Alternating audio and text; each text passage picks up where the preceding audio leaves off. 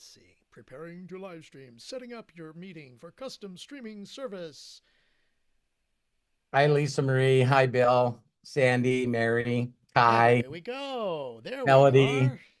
Jamie, Eric, and Hubert.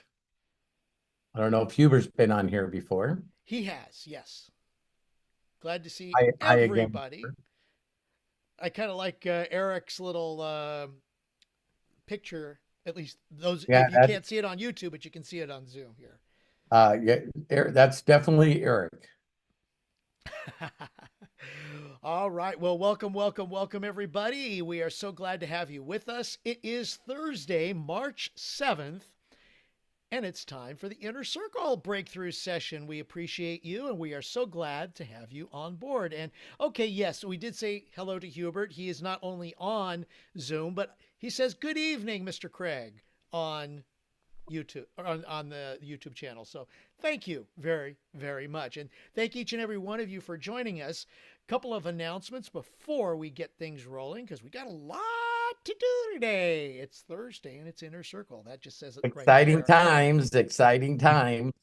Exactly. Thank you again for helping to support our channel. We're now up to 7,024 subscribers.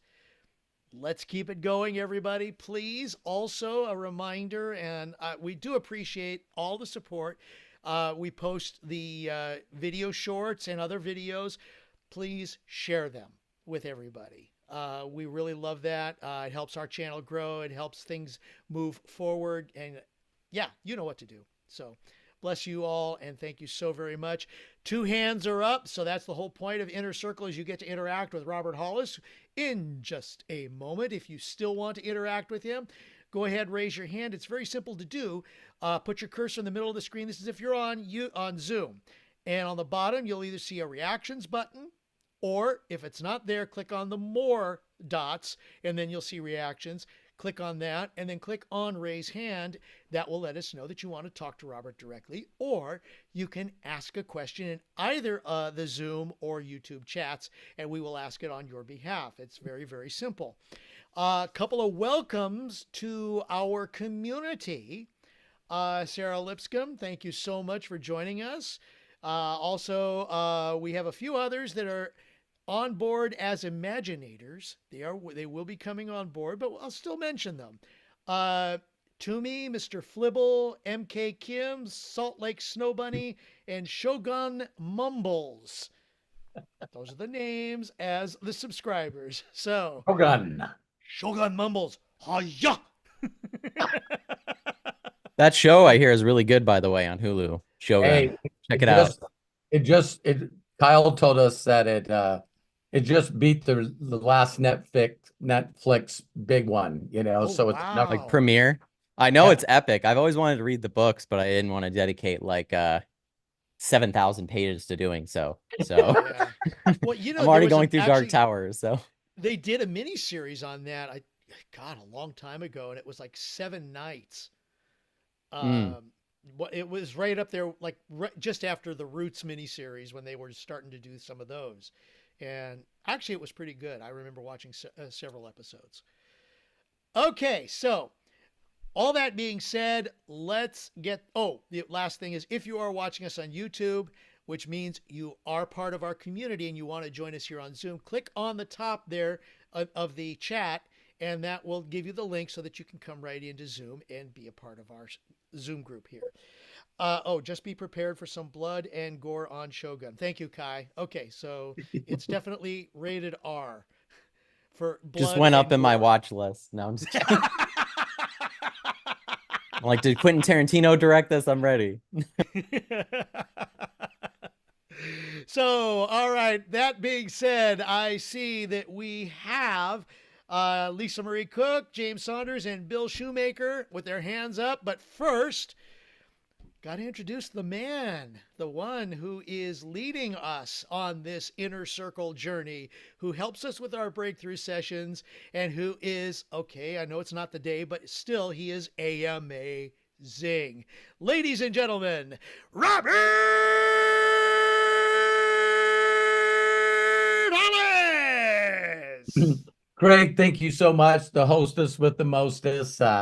just love and appreciate you. I get so many comments about how great the shorts are. And Craig, he's the main man. He's the main dude. I know Matt throws one in there every once in a while. So Only yeah, of myself. No. yeah. And I see that Coach Curtis, I don't know if I said him, and Corky, Shauna, Rebecca. Hi, Yes. Dan. How are you? Um, Daniel, Coach Bob, and Melody. I think I said everyone's name. If I didn't, I'm sorry. But for those of you that are watching that will watch this Inner Circle later, I think the first big announcement that we need to tell you is that, we created a new level called Imaginator. And I hope you guys are not mad, but when Matt set it up, he messed up somehow. And I guess everyone that's an Inner Circle gets Imaginator for free. So when we start posting that, you guys will just be a part of that one. Inner Circle again will be really, really. I want to make Inner Circle not only really personal, but if you guys will allow me, I want to start getting in your faces a little more. You know what I mean? There was an email that was sent to me. It was really super nice. You guys know how I connect with people on Facebook, right? Right now, I'm doing that on YouTube. So, I see the people that are subscribing, the people that are making comments, and I'll work it out. I work everything out. I'll figure it out. But right now, I'm going to their channel when they make a comment. I'll say, I'm your first subscriber. Can you imagine a person creating a YouTube channel and I become their #1 subscriber? Their first or very first. And then I'm sending them emails because you can recover their email address by seeing their back. And I'm sending an email just saying, I want to thank you very much for your comment. And, if there's anything that I can do for you, let me know. And so I'm doing the same way that I dealt with, before the internet. I'm doing the same thing as I did with MySpace that I did with Facebook. And now I'm going to do that with YouTube. And I'm going to prove to people that you build a giant audience. So there was this one person, I'm not going to say her name because I didn't ask permission, but I looked at her site. She created it a month ago, and she's almost at 1,000 subscribers. And so she sent me a message saying, there is absolutely no way I would be here doing what I'm doing if it wasn't for you guys. So you got, when you get success stories, it's amazing. But what I love most about YouTube right now is the analytics, where you can just see each and every day that you're just getting a little closer to your imagination. All right.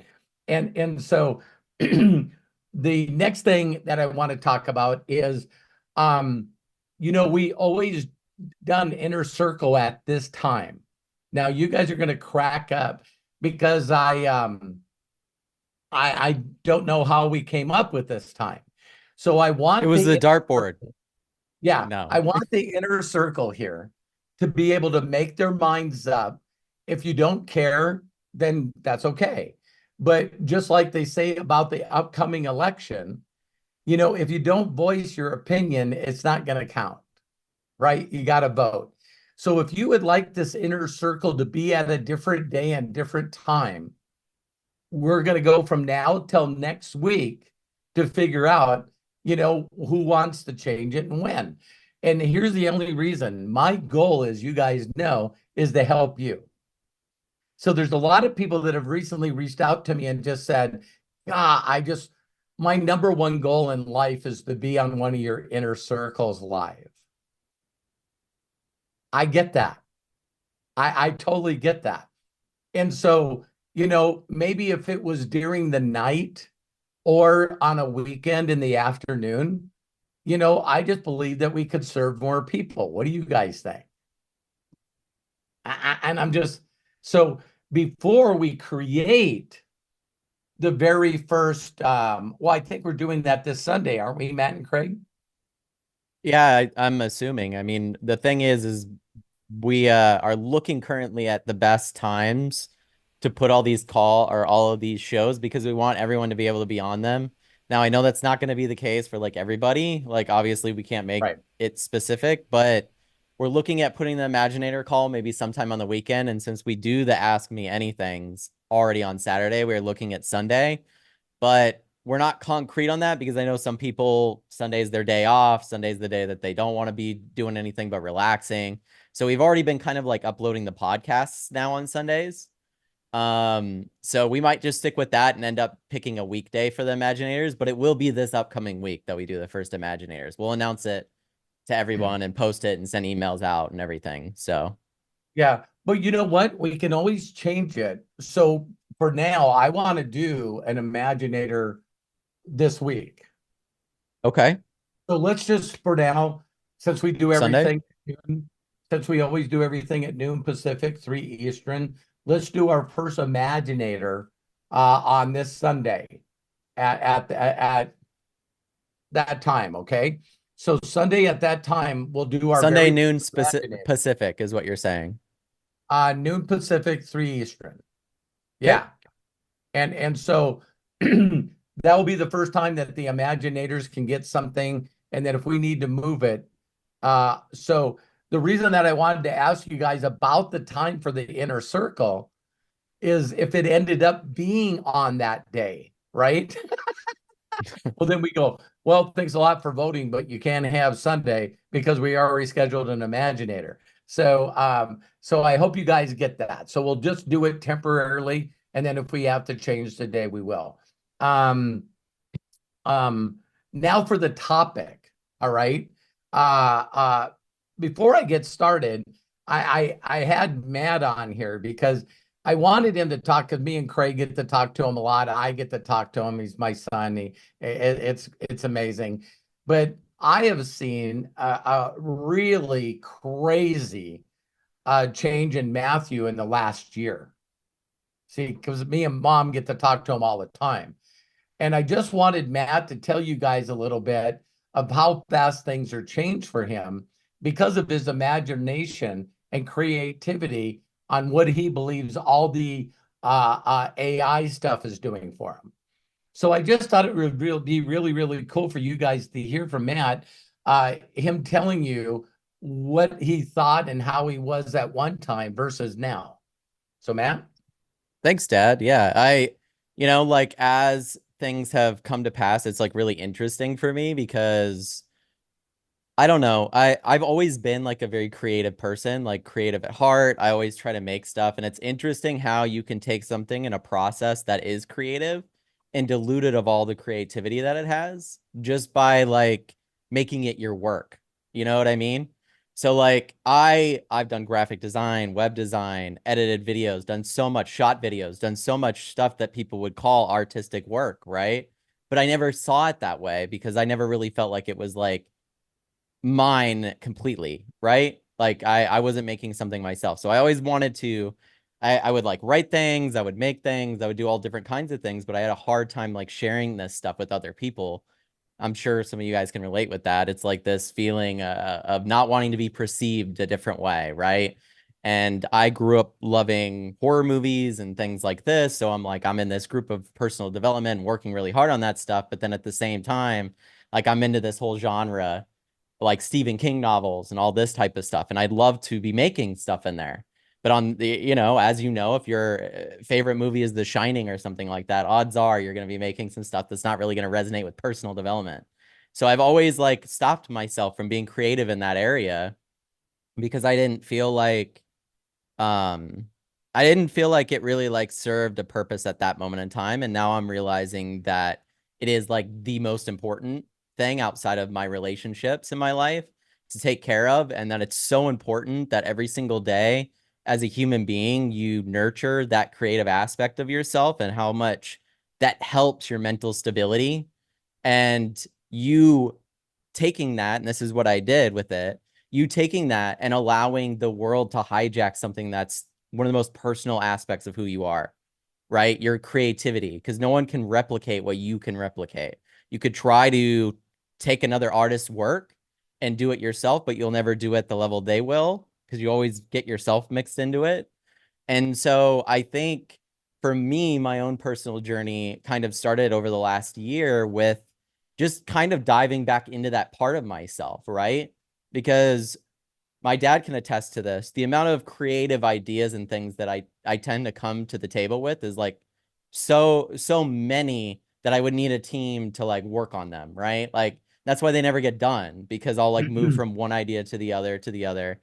And AI is kind of like plugged that hole for me, basically. Like there's now the opportunity where I can be creative every single day with a technology that's advancing faster than anything I've ever seen before, opening up doors that were closed and bolted shut by others or by people specifically that didn't want your art to be seen, right?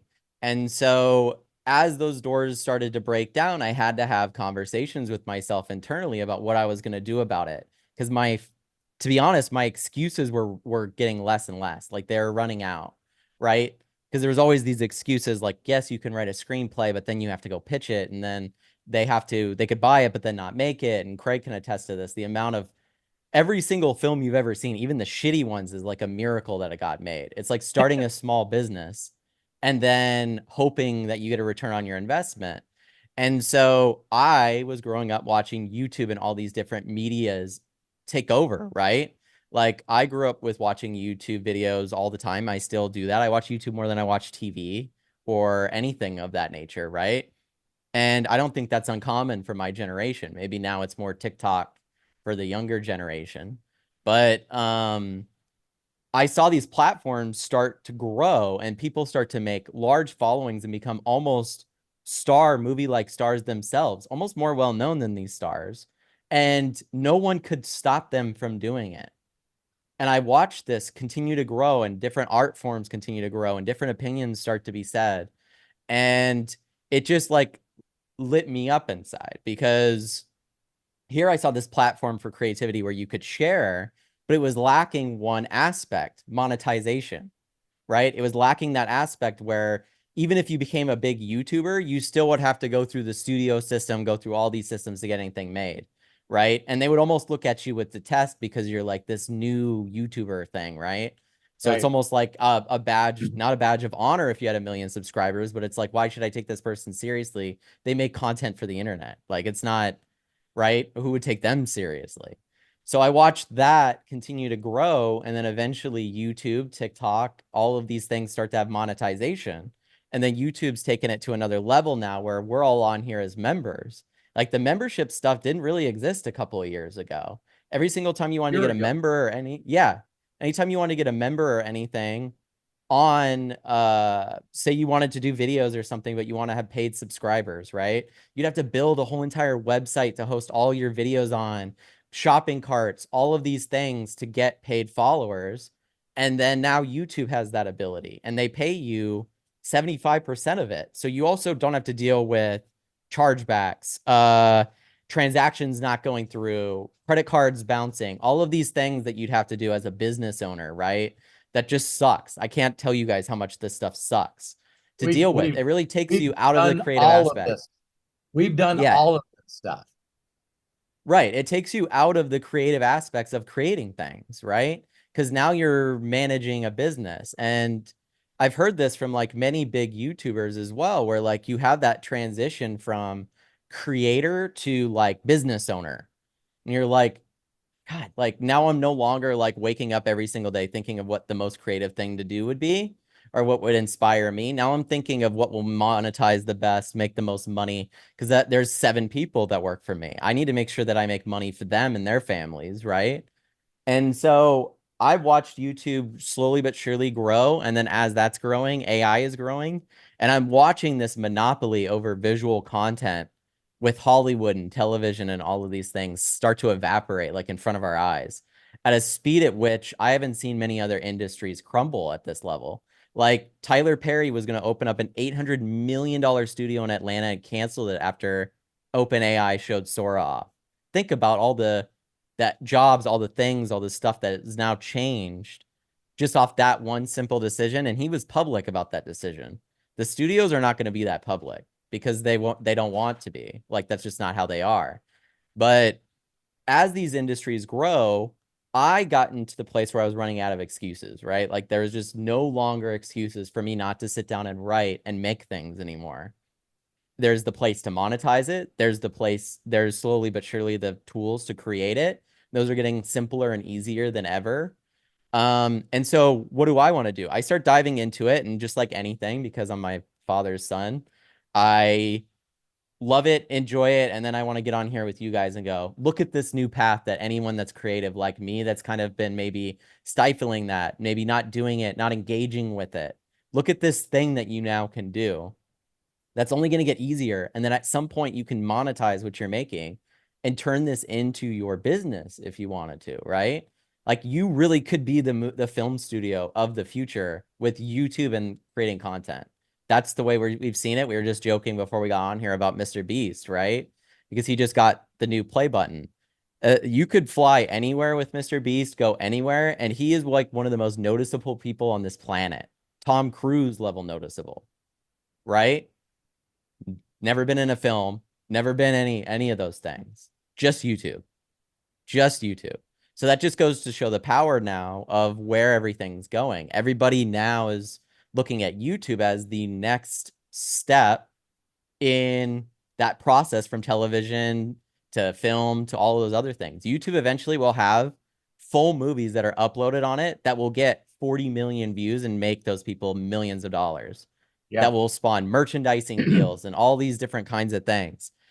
A studio like A24 or something like that will have subscription models where you, just like we're on here, where you'll get films early or you'll get things like that.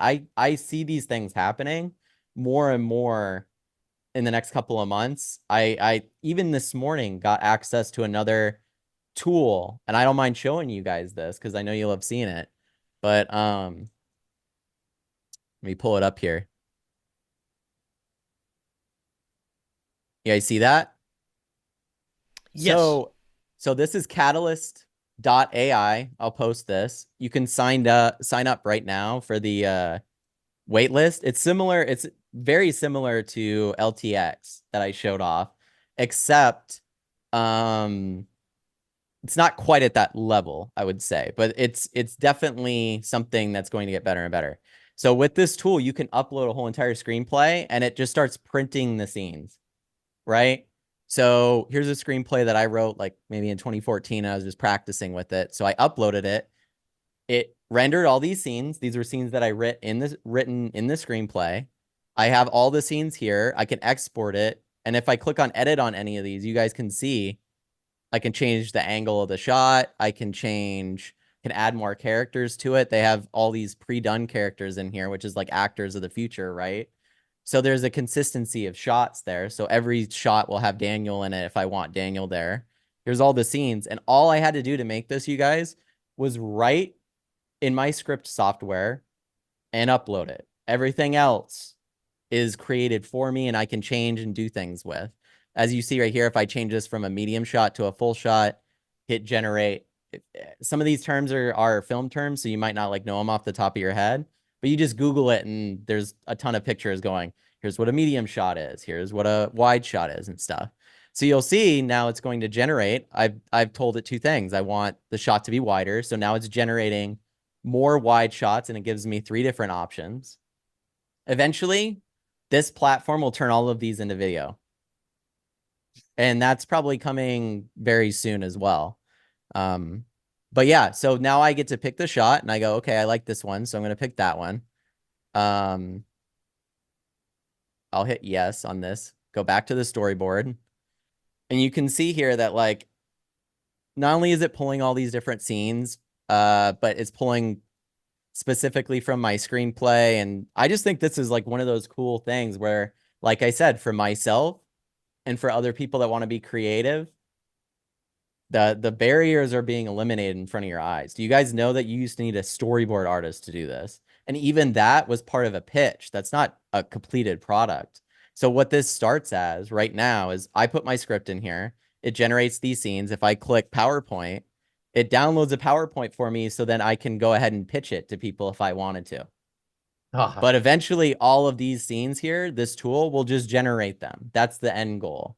But this is where it's at right now. So I posted a link to it if you guys want to go sign up for the wait list and stuff.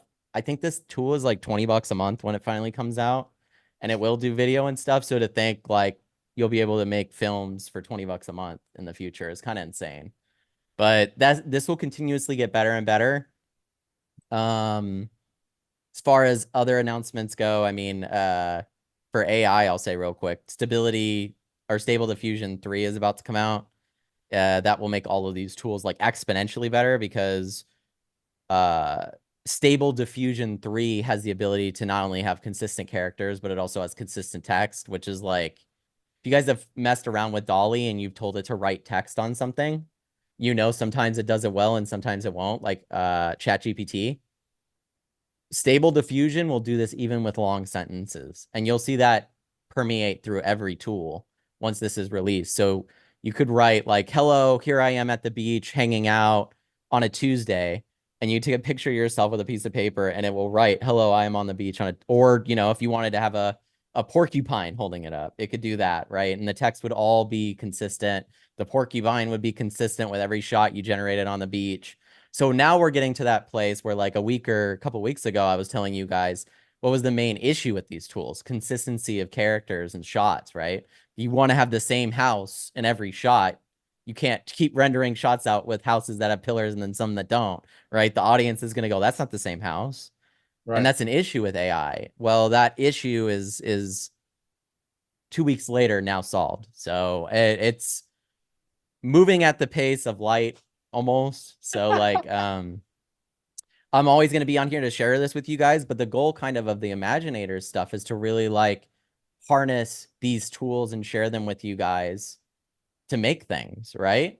So not just going in with the tools, but also being like, if one of you guys had a script that you brought into the Imaginators and you're like, I generated all these scenes, what do you guys think? Or this isn't really working. I don't mind going over it with you, right? Or helping you with the tools or anything like that on the Imaginator stuff. I just didn't want to do that stuff here on the Inner Circle, because this is more about like why you're not doing those things, right? It's like the excuses I had, right, are eliminated, and this community's helped with that too, right? Like seeing you guys go out and put yourselves out there. I don't mind putting myself out there doing this, but creatively, that's a new place for me. Because like I said, I didn't see the things that I was doing before as creative.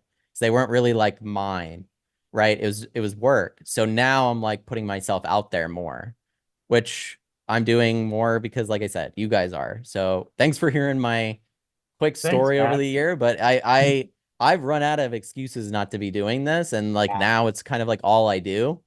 And you guys will see even in our own content, right? Maybe you don't want to make a film. Go ahead, Dad.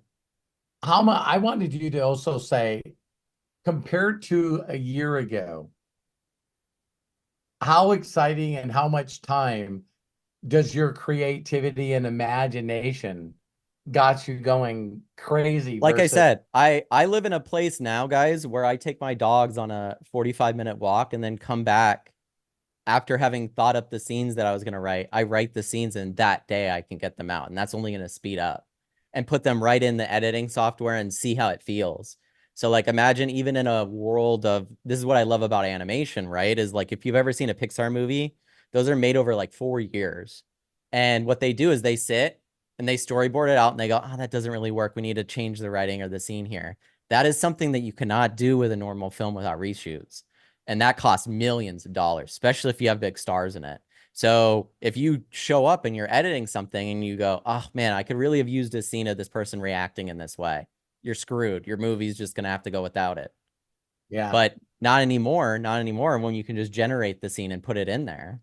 So even with big films, you're going to see this. But I think for the people that maybe aren't like me, like maybe you're like, I don't want to, I didn't want to make my own TV show. I don't want to make my own films. That's not really me.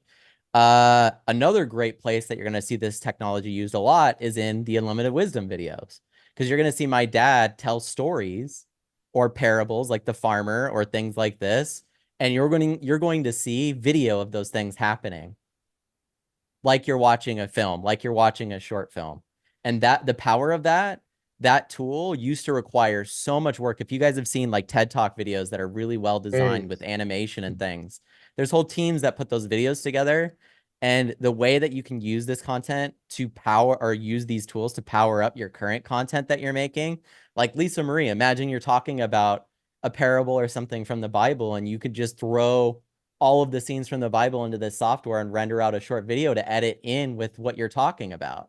How much more that will get your point across, how much better that will make your video.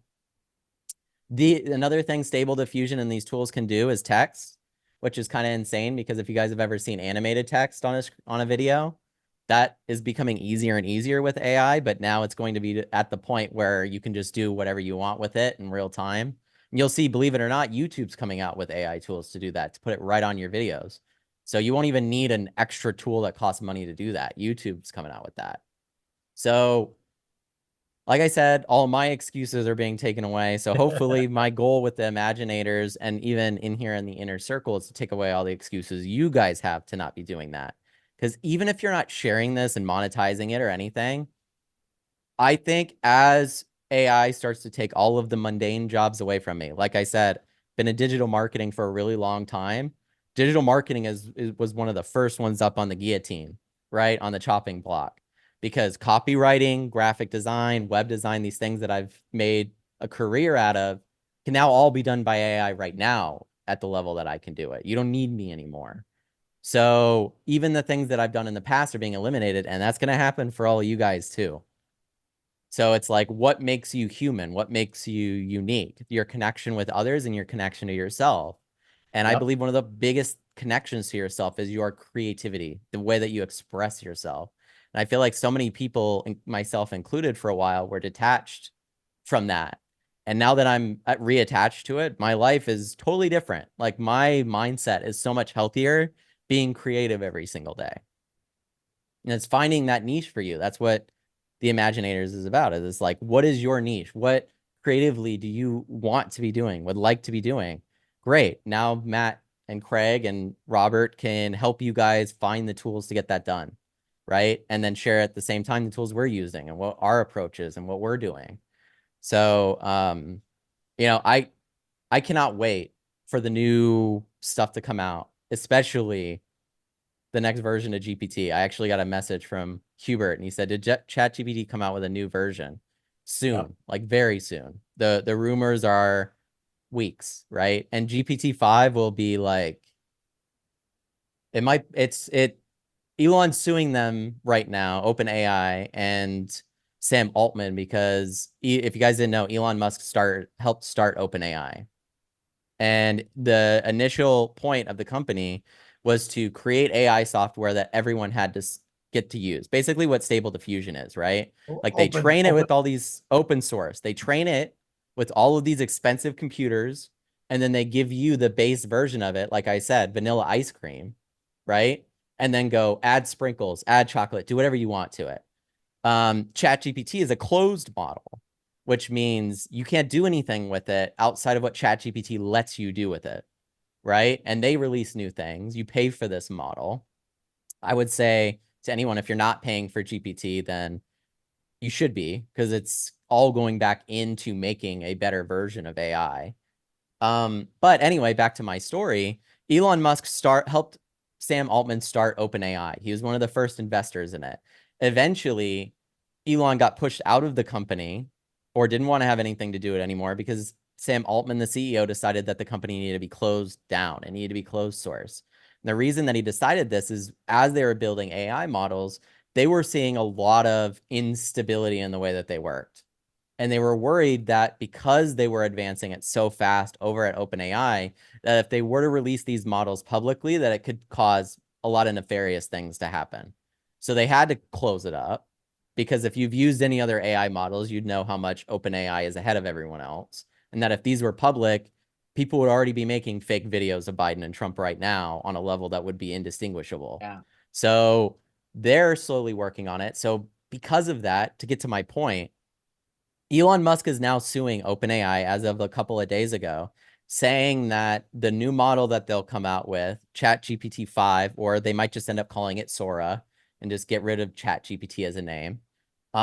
He's saying in the lawsuit that it is artificial general intelligence, which means it's smarter than any human being.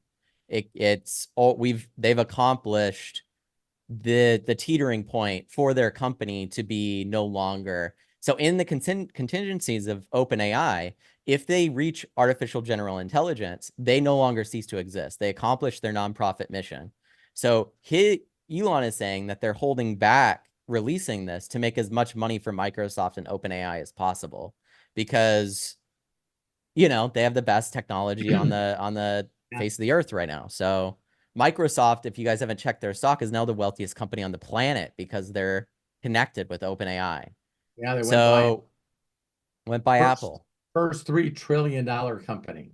Yep. And Nvidia is in that list too now, which, you know, if you guys wanted to know what the new oil is, it's artificial intelligence. But if you're an investor, right? So all of that to say that Elon Musk believes, and the people that started it believe, that whatever gets released next from OpenAI is artificial general intelligence, which means there's kind of no more training. It can teach itself. And that's what they're saying. They're saying that this AI, they've had it maybe as long as March of last year. So basically a year. It originally was called Q, but for any of you QAnon people out there, that'd probably be funny.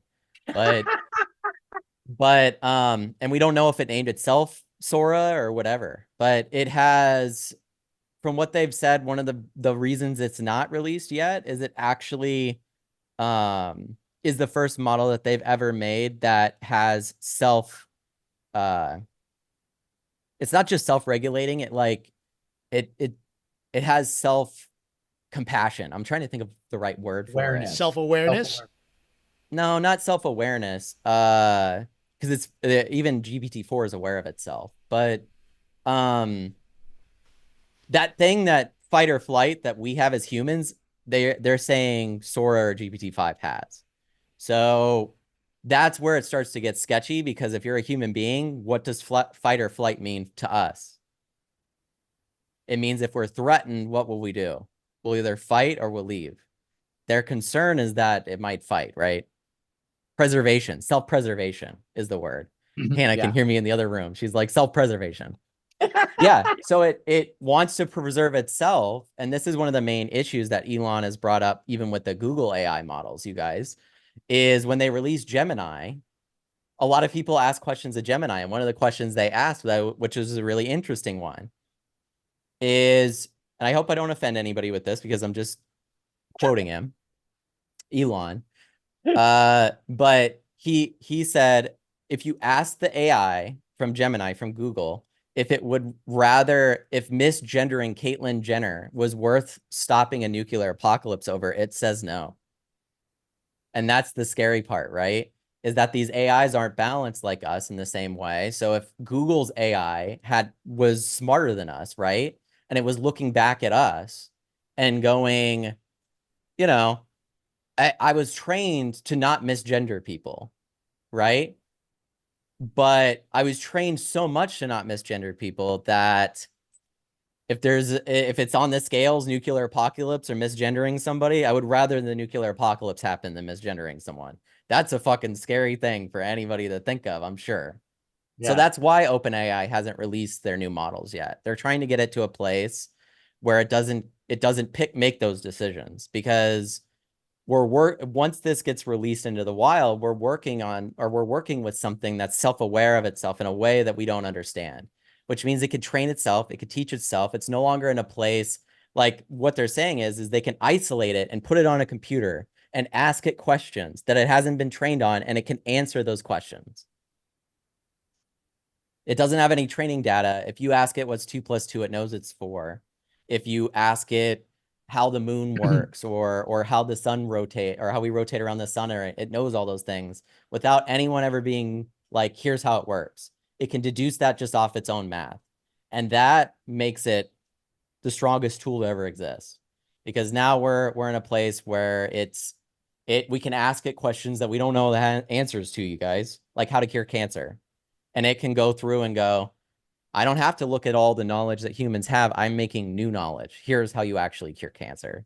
And so we're going to see a lot of those developments happen as GPT-5 comes out. But this is going to be a crazy year and a crazy election, crazy couple of months. I'm here for it. I'm very optimistic that the people that are around the technology right now are the ones that we should have around it. And they're already talking about firing the Google CEO. So, hey, maybe that will happen. Imagine being the biggest tech company in one of the biggest tech companies in the world. We're watching Google right now crumble in front of our eyes, like realistically.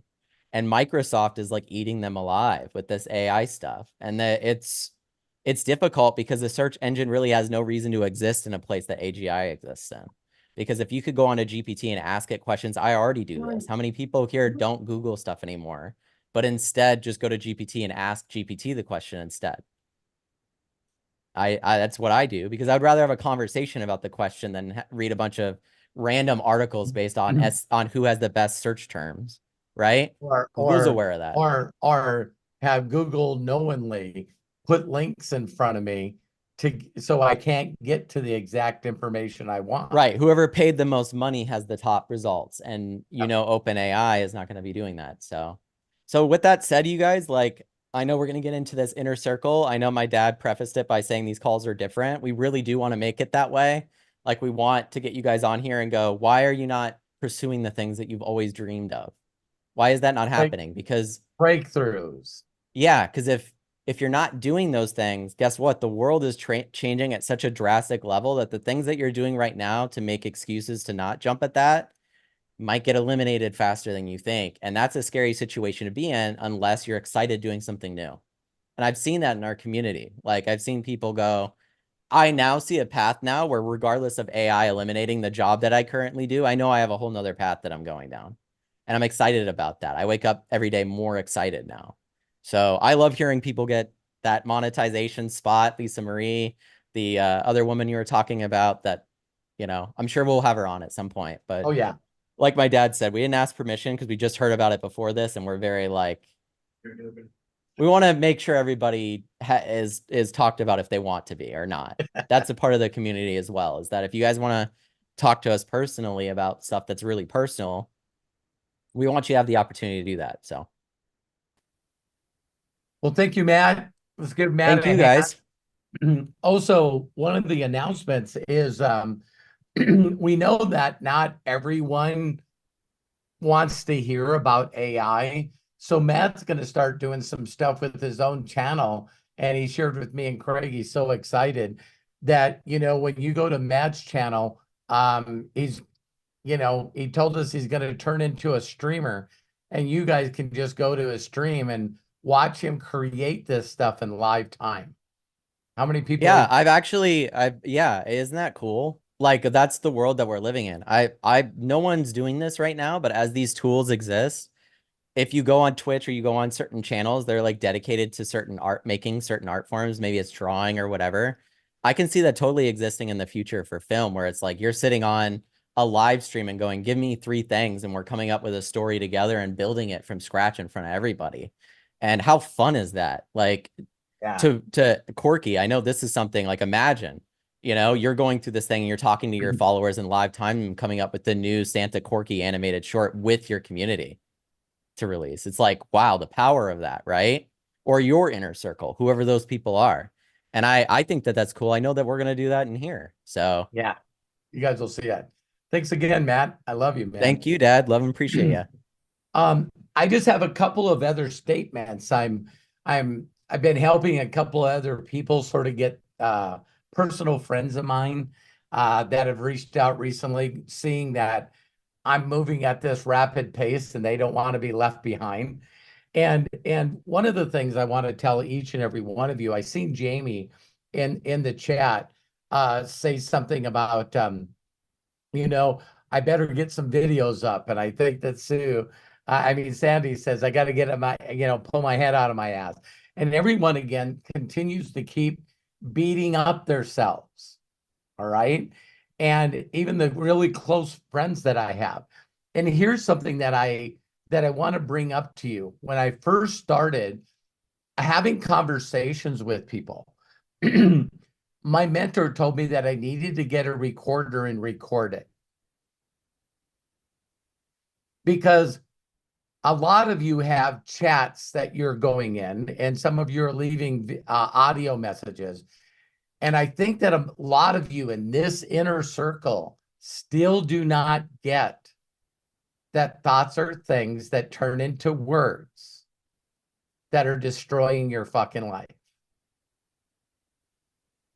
So I always get other inner circles and other members that told me they talked to another member in the inner circle.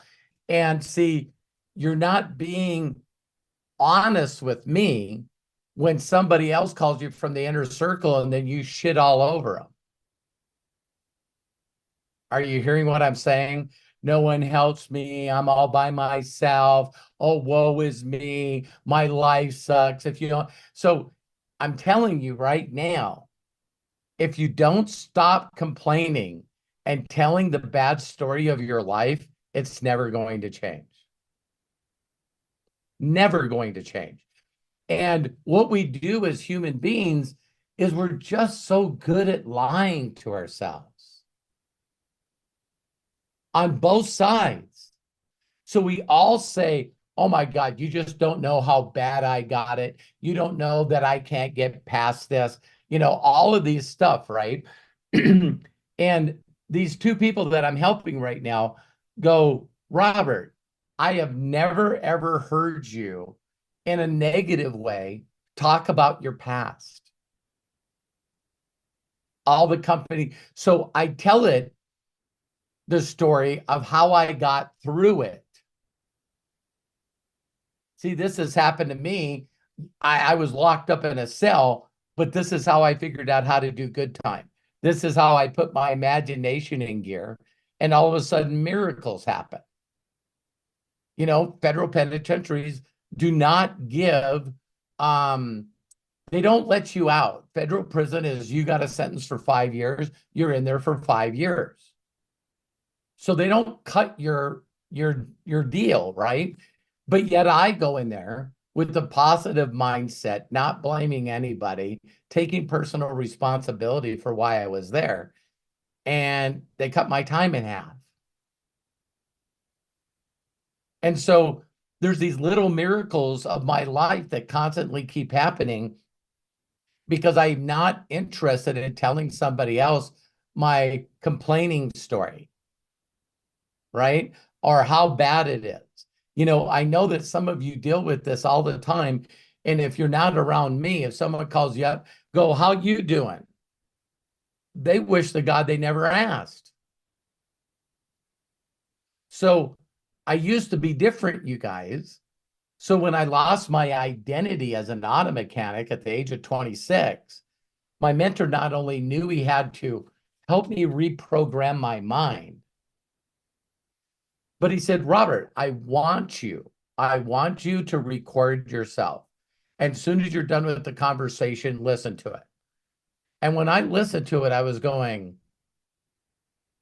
boy, it is brutally obvious to me why I suck. Because I tell people I suck. Did you guys hear that? It's like, so I'm talking to a person and going, you know, I know that you probably wouldn't want to hear this from me. And, you know, I'm dyslexic. And I got this whole awful story that I'm sharing with people. And they don't get to hear why I'm so excited about my future and my imagination.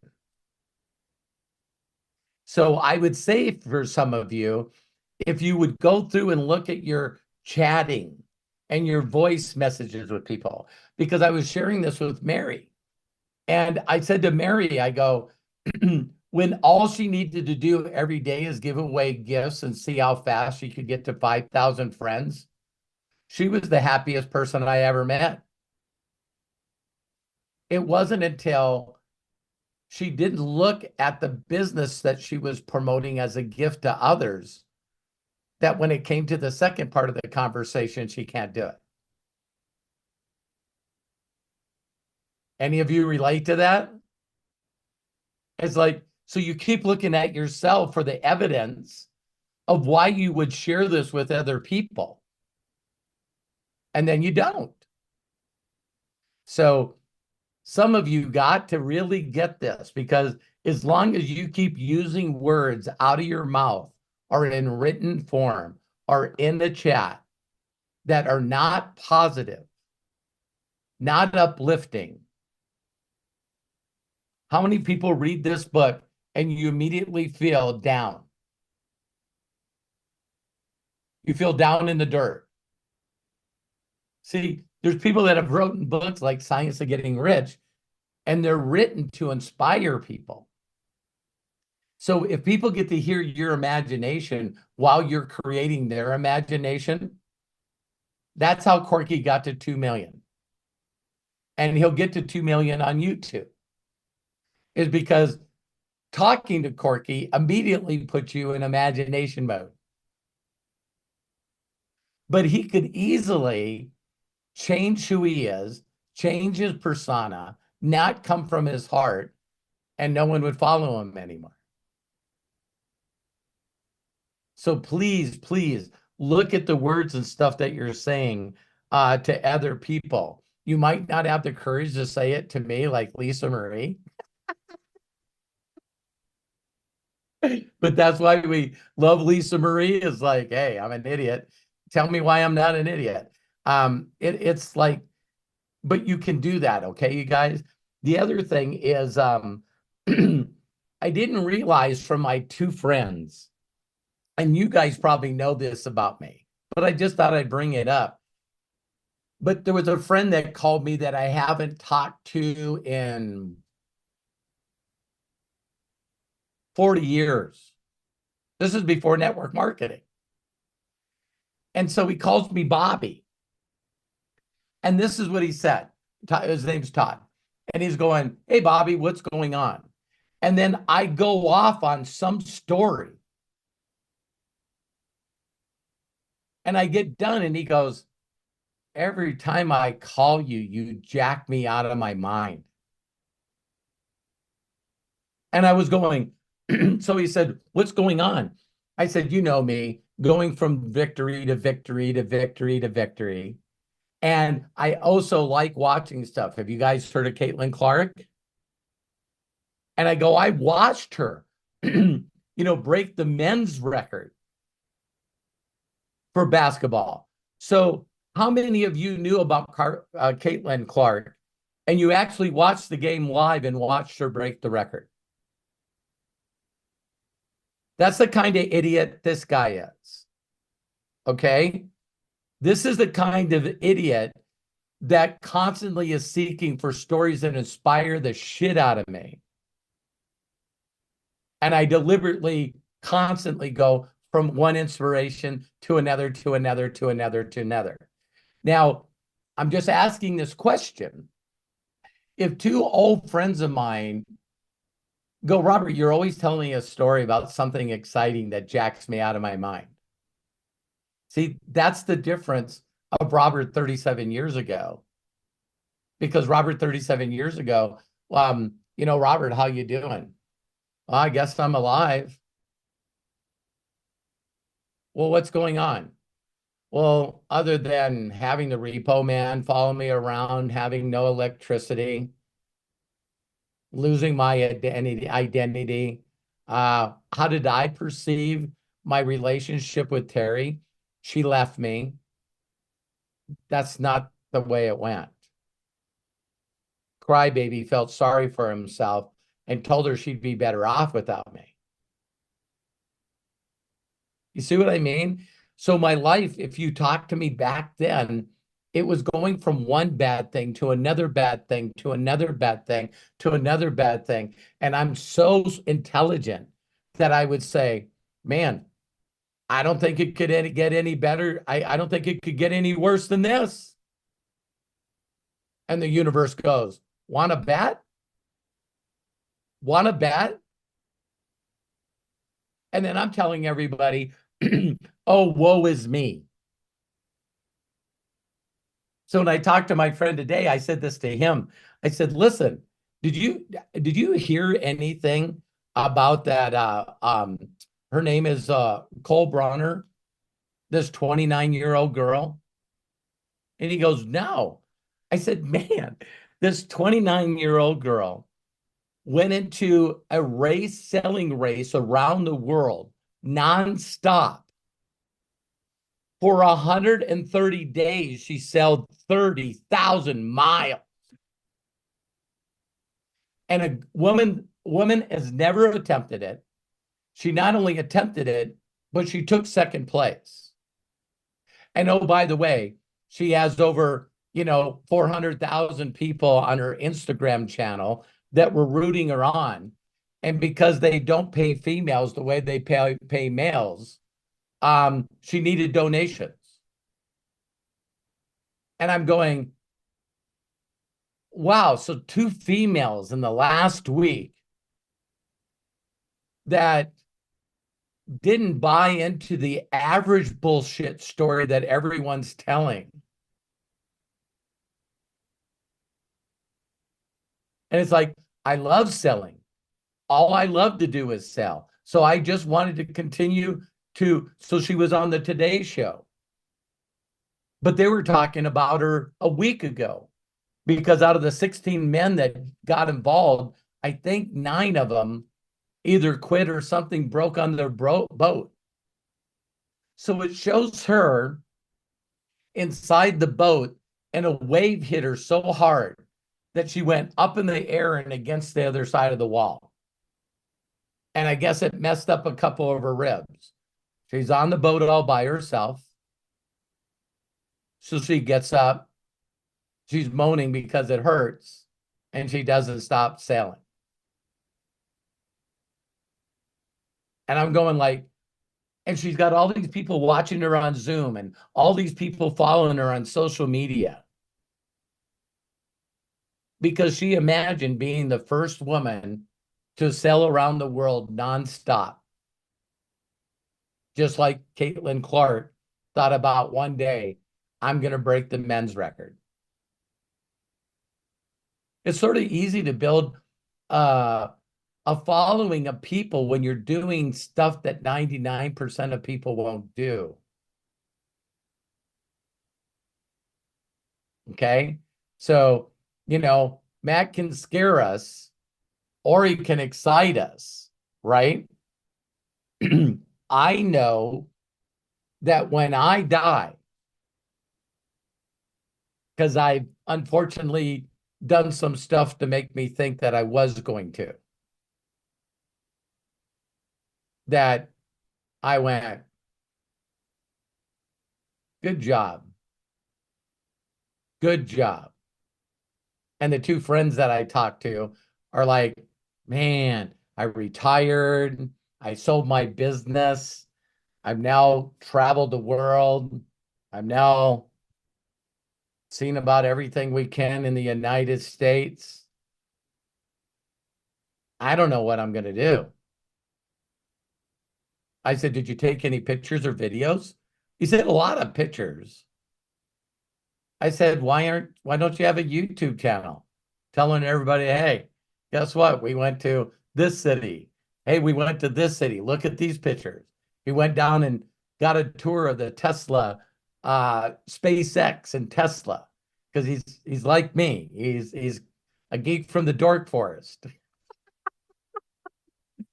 But that was one other thing. And then the last thing I'll share with you guys is one of my friends shared a perspective with me. So I was telling him I was all excited about YouTube and what I'm doing with YouTube.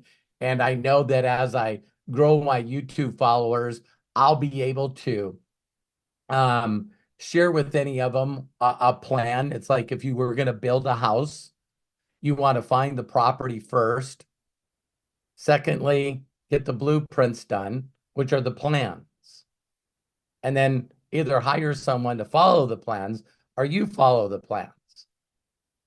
Okay, that's how you get a house built, right? And so I was telling him that YouTube's just that simple.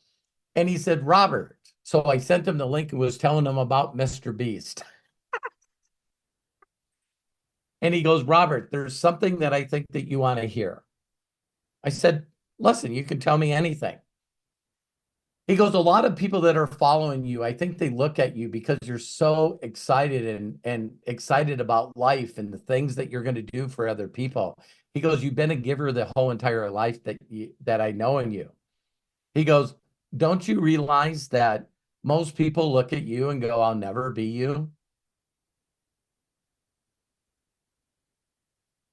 And I went, wow, that's not the way I think.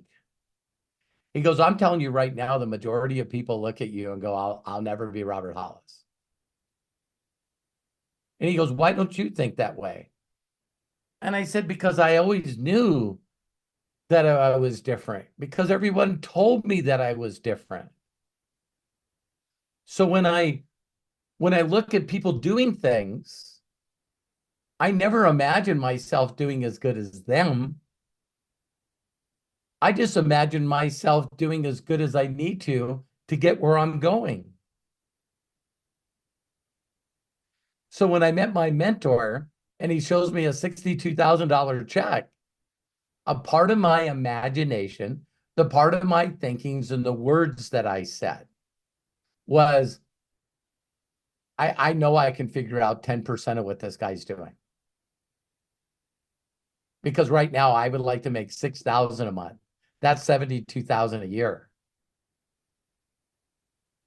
And I said to him, I said, so I sent you Mr. Beast's video. And he goes, yeah. I go, why didn't you ever click on videos and click on the oldest one? He goes, I never thought of that. He goes, Robert, make sure that the people that you're talking to know just how fucking weird you are.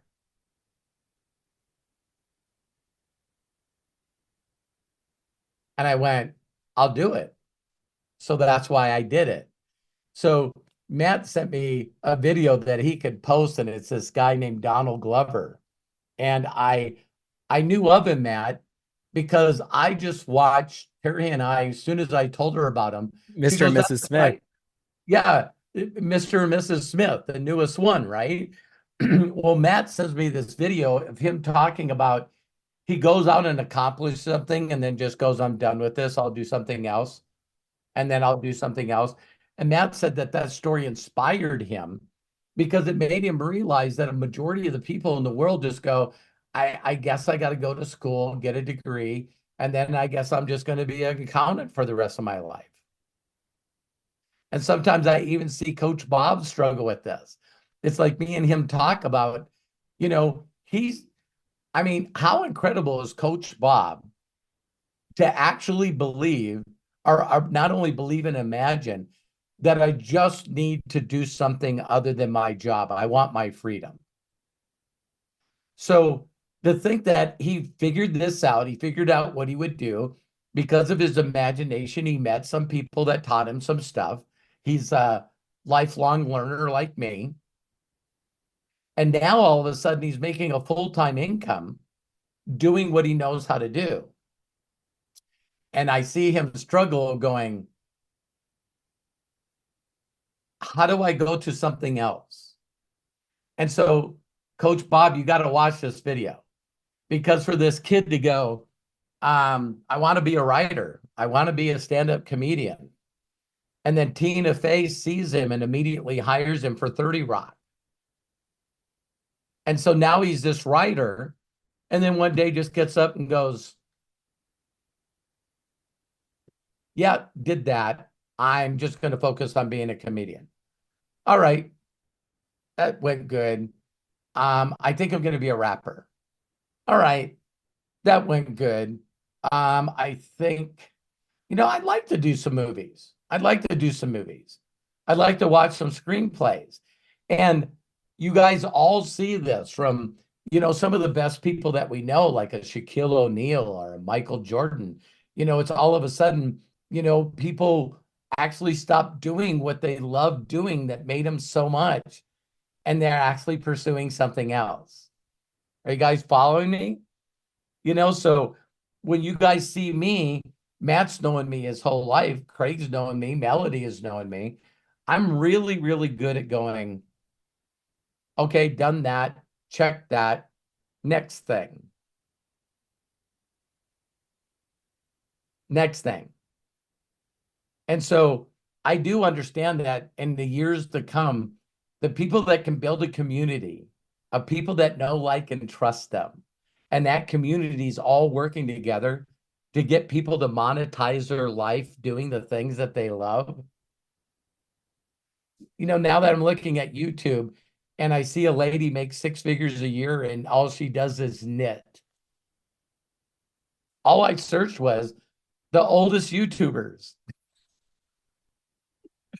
And I think that some of you still don't have that imagination that you could do exactly what you want to do and believe without a shadow of a doubt through your imagination that people will show up to be your best.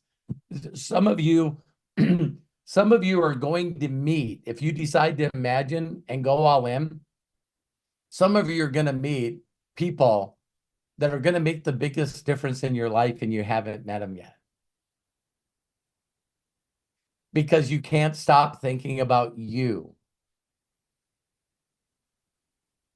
You can't stop beating yourself up. You create videos for others. You don't create videos for you. And I always want to do a shout out for Sandy because I mean, I'm flat ass inspired by her graphics, the stuff that she posts.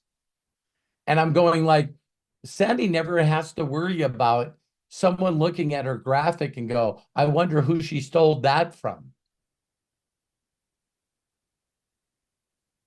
So Sandy, starting out, who's the beautiful little girl?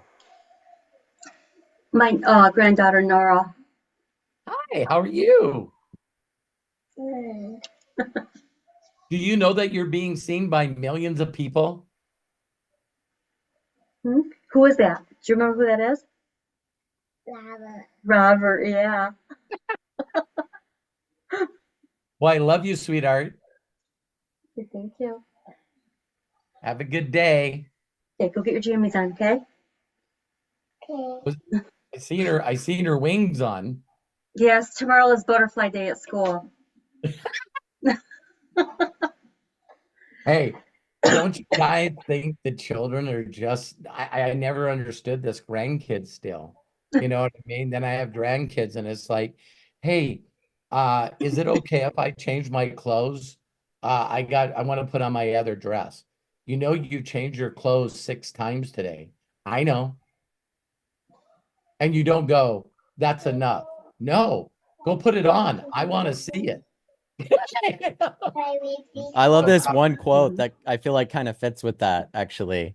The quote is like you're lazy because you're bored. Like the biggest thing that you see in kids is when they get bored, they like actually go do something about it. Like And they'll be they like, I'm tell bored right you. now. I want to watch a movie. I want to do this They or tell that. you.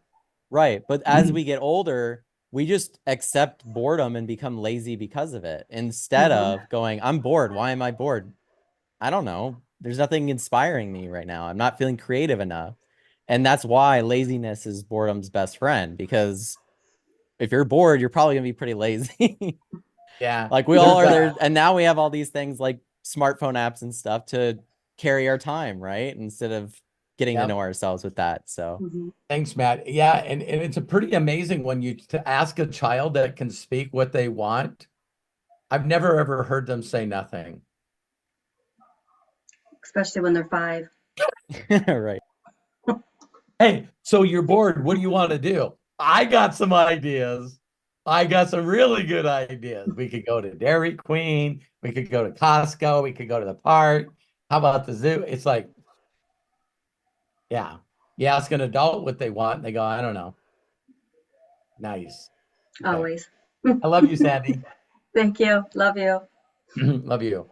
So let's get to some questions.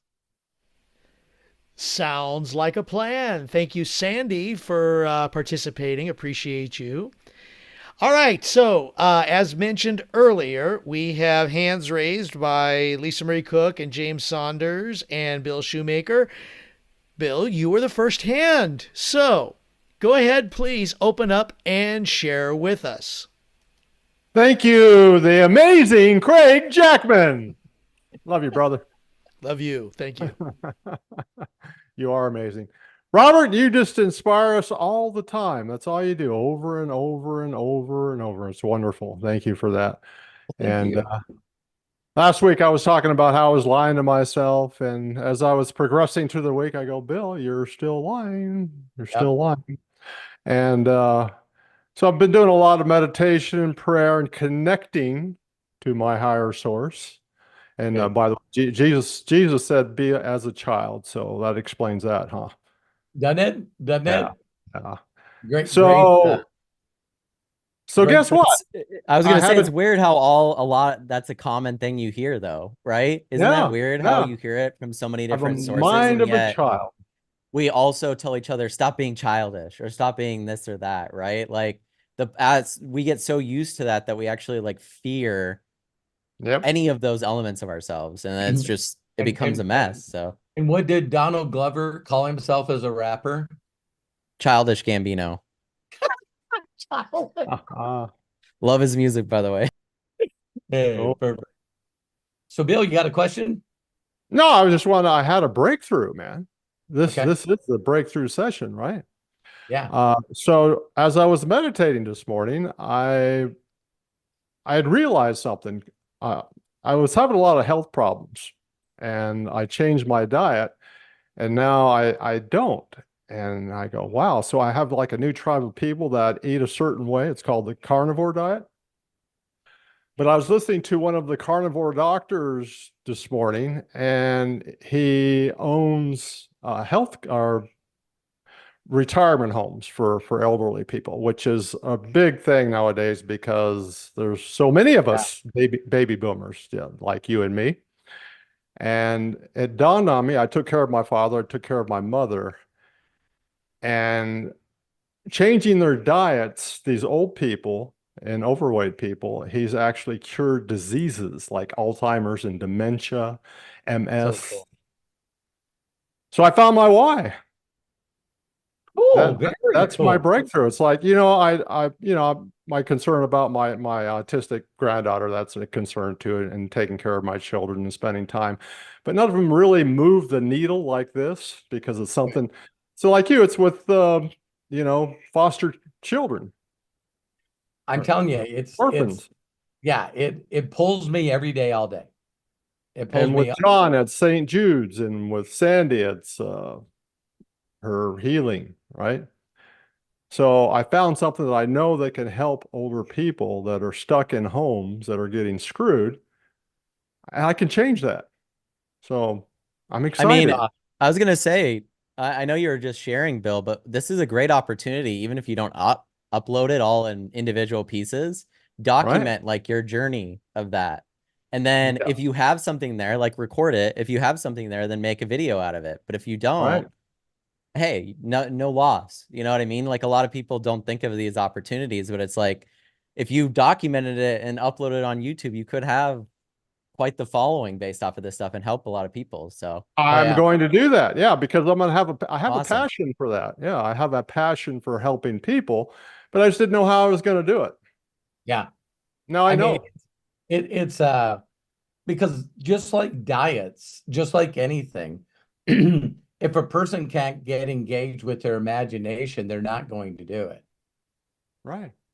And so, you always get people that, geez, Oprah now quit Weight Watchers. It's like, so when we find out, the side effects of hopefully this product, that helps everyone not eat, you can lose a lot of weight. I heard that if you not only lose fat, muscle, and bone all at the same time, but I don't know. I don't know. So, Bill, in this quest, I not only admire you for finding the thing that excites you, and just constantly as you learn stuff, get out of that learning mode and get into the content mode. Yeah. Yeah. So Well, you I'm learn, excited you about learn doing that. something, you learn something, you apply it like Matt said, and you want to be accountable. If it's even if the guy that does the Big Mac diet, the thing that made him successful is he documented it. See? So nowadays, it's like, listen, this is what I'm doing today. You know what I mean? I'm doing this, I'm doing this, I'm doing this. And people want to follow your journey. People want to be inspired by your journey. Documentation beats conversation. So, Bill, I love and appreciate you, man. Love you too, brother. Thank Thanks you. for sharing. Thanks for Thank sharing. you. I can't wait to be an imaginator. You are effective Well, immediately. I am, but I can't wait to be a part of the what we got going on. It's exciting. So yeah, all of you make sure that I don't know what you do. I guess you just join it and you're already there. I don't know. So I'm sure we'll get messages out to everybody. So watch your inbox. And Bill, thank you so much. Great share. And onward, my friend, onward. Thank you, brother. Okay. So Curtis' hand just went up. So Curtis, you're going to come up. Hang in there, please. Next up, before Lisa Marie, is James Saunders. James, go ahead, open up, and please share with us. Greg Jackman, thank you very much. You're marvelous. Robert Hollis. how you doing, James? Wonderful. I am absolutely wonderful. I don't have a question, first of all, Okay. and I don't have a long-winded comment.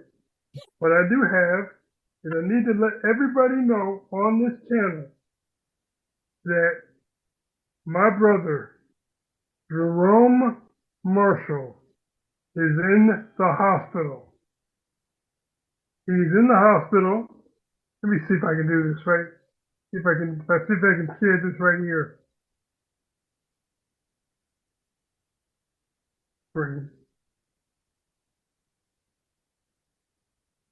Yeah, he reached out to me too and told me that he was there. So Well, the bottom line is if anybody wants to call him or check in with him,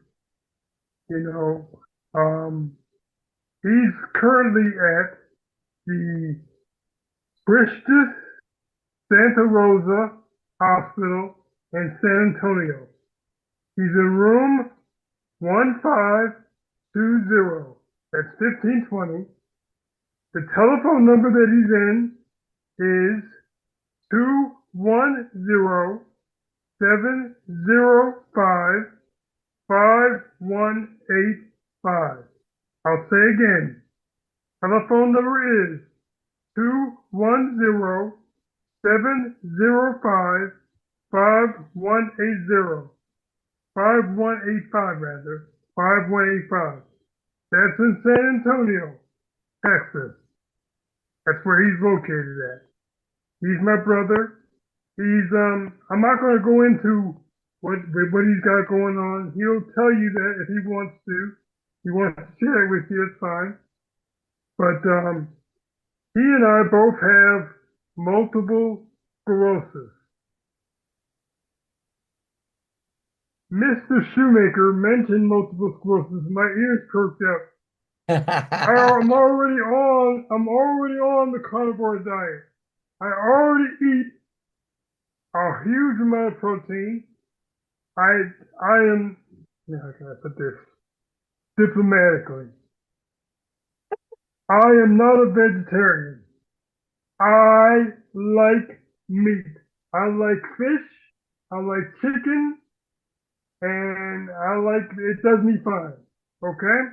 And I take no medication. And something else Bill said that rang true to me is I currently house my caregiver for my wife and myself in my home. I don't have to, but I do because he houses his wife and his little girl. The guy is 68 years old. Very 68, cool. and you got a 33-year-old. I can't go into it. I can't do it.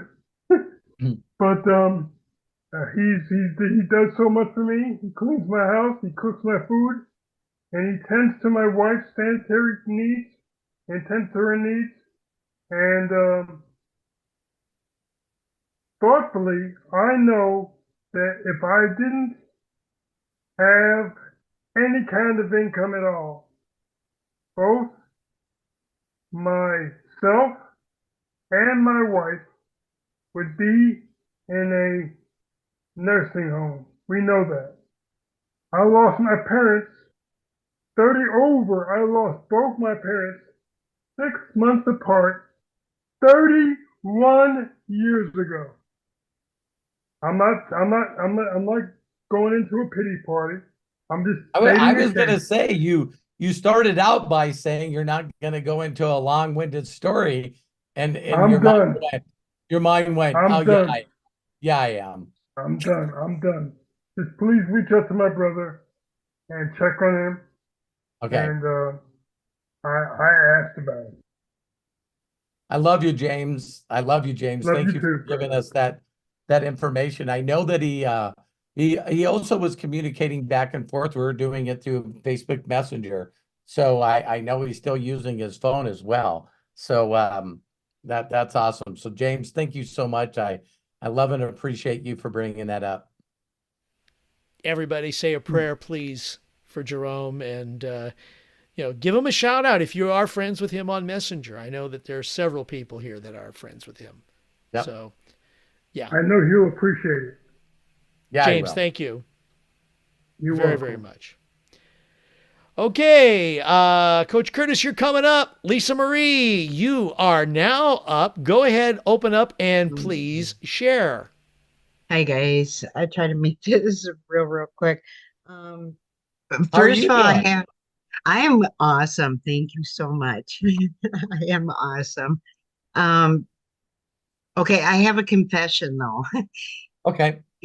I don't know when it was, but those names that Craig listed off, the five Imaginator,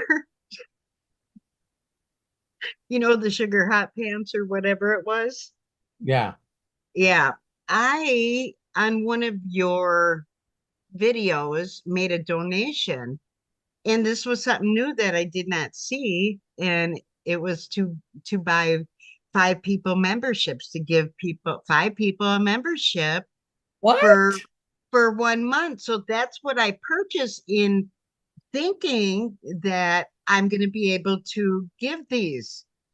And all of these names started popping up there who won my five memberships. Oh, So wow. I don't know I who was kind you of got. suspecting that. That's what's so great about that though, Lisa Marie, is that the way that works actually is similar to the way that works on a lot of live stream platforms. This is something, once again, YouTube's adding more stuff. Corky's shaking his head because he already knows about this gifting stuff. Okay. It's huge on TikTok, but yeah, so like you can gift memberships, but I don't know if YouTube has the ability to gift them specifically to a person. But Apparently what's so not. great about it on Twitch or on YouTube in general with that is you're just doing it in the goodness of your But heart. Matt, You're not, yeah. Matt, I was looking at our revenue in the back of the analytics, Mhm. and it said that someone gifted memberships. Yeah. That was No, I me. know. That was her. Well, thank you, That was Lisa Marie. Well, So yeah, were but you I didn't saying? know it was going to Sexy Hot Pants, though. I don't know who's going to get in here. No, it was Salt Lake Snow Bunny. We haven't gone to the Oh, sexy hot okay. pants yet, but close enough. Oh my God, Lisa Marie's imagination, that was listed down the lane, huh? It was What's so like, funny about that too is it just picks randomly out of like the Yeah. 7,000 subscribers. So it's like, but what's cool about that too is like if you want to inspire people, someone getting an email saying, hey, you now can make it on these things might get them to get on there and change their life. So it's like, Well, I think that's exactly. cool. so I find it interesting though. We probably need to get a little more information because I know as a giver I attract givers. I mean, every one of you liver, I look at all of you and Right. my face just gets so big because you guys are all professional givers. You guys know you are. I gotta just teach you how to continue to give and make sure that all your bills are paid. That was hilarious. I You know, just thought, when I heard Craig listing off those names, I thought, oh, bald headed Nelly, I forgot about that. And then but you because we can't. were, Do you guys? They didn't give you a chance to pick the people no, you wanted. Oh, no, look at Corky. He's like, no, no. No? I thought I Wow. was already imagining who I was going to gift them to. And then all of a sudden, those names started popping up on the screen. I'm like, oh, shit. Right. That happens all the time on TikTok because opens that up, but I haven't mentioned it to anybody because it is random. And that's so sweet of you to do. And God's going to honor that for you because Yes. of your heart. But Yes. I mean, that's Yes. all good stuff. That's still good Yeah. stuff. And maybe out of the, that's what I was hoping we could refine a little bit because I have a few people that I want to send to our group to unlimited wisdom You and know, hey and Corky, our you know what we insider. used to do? You know what we used to do in a previous company, and maybe we can do a little more research on YouTube about this. But there was another company that I had that people were like gifting memberships to. And so what people were doing is actually giving prepaid credit cards out. You know what I Mhm. mean? And they Yeah. would say, listen, if I send you this, the only thing you can use it for is, buying Robert's course or whatever. Mhm. So you think that YouTube would figure that out, how to give, I'll be watching some YouTube videos. It's like, can you gift, which by the way, I want you guys to think about this. I clicked on Mr. Beast. I was telling a friend about this, and I clicked on Mr. Beast's join for $4.99. Yeah. I Here's did too. here's here's what Mr. Beast gives you for joining at $4.99 a month. You get a pretty icon next to your name when you're making comments. Hmm. Yeah. I didn't And I'm join, going, but hey, I clicked on it too, though. yeah. So I'm going like, you know, I think sometimes people think they got to give away the farm to get someone to send you money. Uh, just understand that super chats and stuff like that comes from you giving your heart and connecting with other people. You know what I mean? But thank you so much. It's classic Lisa Marie. I was just talking about Right. giving and giving, and she's like, yeah, you right now have so me and Matt were talking a couple days ago, and I was going, listen, we got to notify everyone and tell them what Imaginator is, and we gotta get a video up. And Matt's like, we'll get there. And I go, no, we already have members. We already have 5 members in the Imaginator group. So I thought they came from Corky's podcast. That's where I thought they came Yeah. from. And I had no intention of saying that, but then when I had no intention of putting that out there to tell you. I just wanted to do that, but I thought I would be able to gift them. But then Craig started saying those names. I'm like, holy, those are the people. well, thank you, Lisa Marie. You're I can't wait till you have something set up on your channel so I can give away some followers, give something away for I'm starting Okay, to think too that it might just be because we passed 7. I don't know exactly when, but I tried to turn that gifting stuff on when we streamed all the time, and it wouldn't come on. Like I it never was could get on it to work. Sunday. It was on Sunday on I believe, on your Yeah, podcast. because I was gonna say we just passed 7,000 subscribers. I don't know if that was the reason, but I need to look into it because that's great if the gifting thing is Yeah. with us now. Be great for Yeah. live streams. Yeah. So Okay. Yeah. Okay. And- Now that I confess, I need to be somewhat vulnerable a little bit here too. Okay. Um, you know, I don't know if it's just me, but every time you make analogies, not every time. Okay, let me retract that. When you make analogies that I don't quite get, they always refer to me. Hey, I'm glad the connector does that to you, right? Well, yeah, he does, but then it always seems to leave me hanging just a bit. And it's like, okay, I know that I don't know what the hell I don't know. So, you You know do what I know. mean? You do know. You do know. Watch every word that comes out of your mouth, Lisa Marie. You guys heard me say this all the time. You know, for those of you that are believers, you know, I not only surrender all, but I actually say, you know, I want the words interrupt me. You know, you can do anything you can to stop me from using words that are defeating me, right? Mhm. So if you really, really watch yourself and realize, you know, I don't know, I'm stupid. You know, you say something and I never get it. Lisa, you're saying those fucking words out loud. Yeah, How yeah, can the universe and God, if you believe it, I and do. your mind and your soul and your spirit, how does it react to, I don't know, I never get it. You I'm, know, I'm really, I'm really struggling with this. You got to change your whole vocabulary. I know I do. I know I do. But I have changed my whole attitude because I normally, know you have. I know because you have.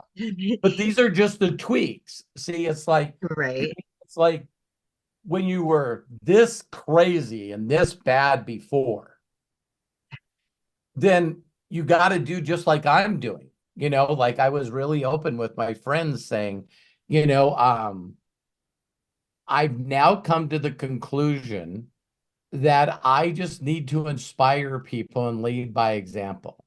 Mhm. And you know, this is really humbling for me to say this to you guys. But there's a couple of things that have happened in my life that that's really made me understand that uh that I can do more. Let's just put it that way. You see, did you see the way that I said it? Because I allowed something bigger than me to correct my language from saying something that I shouldn't have said. Mhm. So it's like I realize I can do better. Yeah, I know I can. See? I So know I can. how many of you know that I could have said that another way, that the thoughts and the words I use could hurt me? So as you get, I don't want to say that people are above anybody, but as you go on your journey, it's like the story just hit me. There's a story about this guy that says, you know, he was going to, I'll say the gold mine, right? So someone gave him a treasure map of a gold mine. And the goal is always like, okay, so I'm going to walk around this corner. And he walks around the corner and there's a big cliff and he falls and he hurts himself. It's like, okay, so he gets rescued.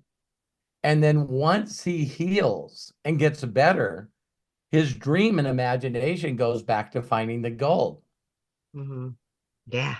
Now, he's on the deal and it tells him once he goes around the corner of this building to hang a right.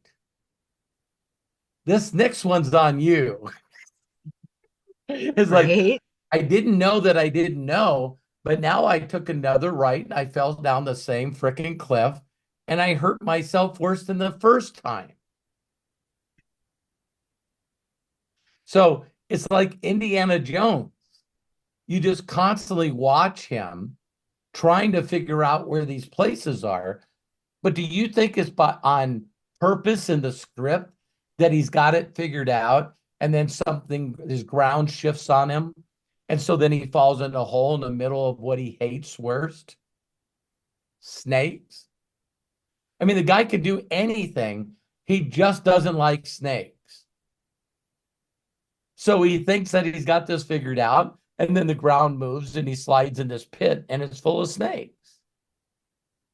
It's like, that's part of our other side of our imagination.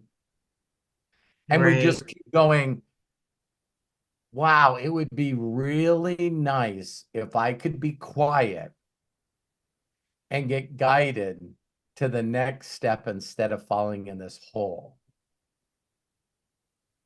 I've never Right. ever said that ever. So it's a part of us being impatient, us wanting to make things happen faster than they should. And it's because we just keep pulling the steering wheel away from the imaginator. Mm-hmm. And we're Right. not asking. I was going to say this to Bill is whatever you're learning to help others, diet, whatever. You got to be very, very conscious that it's not you talking instead of you asking yourself, what is the best thing? Because you know why there's 1,000 new diets created every year? Is because someone started doing one of these other diets and then found out that it was a combination of a bunch of stuff that they did that worked for them. Mm-hmm. So the people that do the best in diets are the people that actually said, listen, after doing 1 million of these things, I'm coming up with the Bill Shoemaker diet. See what I mean? Because when you're promoting somebody else's stuff, it's not yours, is it? Right. Yeah. So Bill can say, I did this, I did this, I did this, I did this, I did this, and this is the stuff that worked for me. And what we got to do, Lisa Marie, is stop thinking and going, oh my God, there I am again. I'm thinking things that I shouldn't. I'm saying things that I'm not. I'm beating myself up. I need to be quiet. I need to get back into that zone.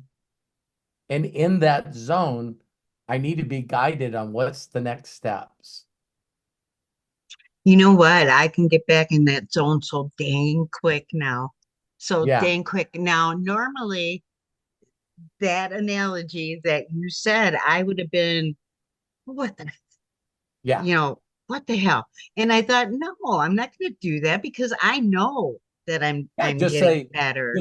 just whenever I give you an analogy, all you got to do is going, I guess I don't understand how that applies for me. And then go, how does that story apply to me? If you guys would just ask yourself the right questions. Right. Like I said Yes. before, there's people that I'm running into now that are watching me make this move and they want to be a part of it. That's what's happening. I got some pretty big people out there that have gotten the whisper of something like unlimited wisdom, and they're That's not it. Yeah. they're not moving. They're not moving. So they're going like, Robert, what made you make this move? And Craig and Matt will be blown away along with Melody. So I'm going out and doing something on Terry's car. And I've carried this little, I should have took a picture of it. I'll make sure I post it. But there's not a picture anywhere in my garage. And there's this picture that I bought back in, I don't know, 2000. And it's a picture of a giant mansion, a helicopter, and 3 very exotic cars. And it says 4 years of something, and this is all I got. And I don't remember what it was, but I covered that something up with unlimited wisdom. And that thing, I've been moving that from place to place to place to place to place to place since 2000. Yeah, I Wow. remember it as a kid. Like we would go into the garage. I'd maybe be like 8, 10 years old or something like that, and it was still there.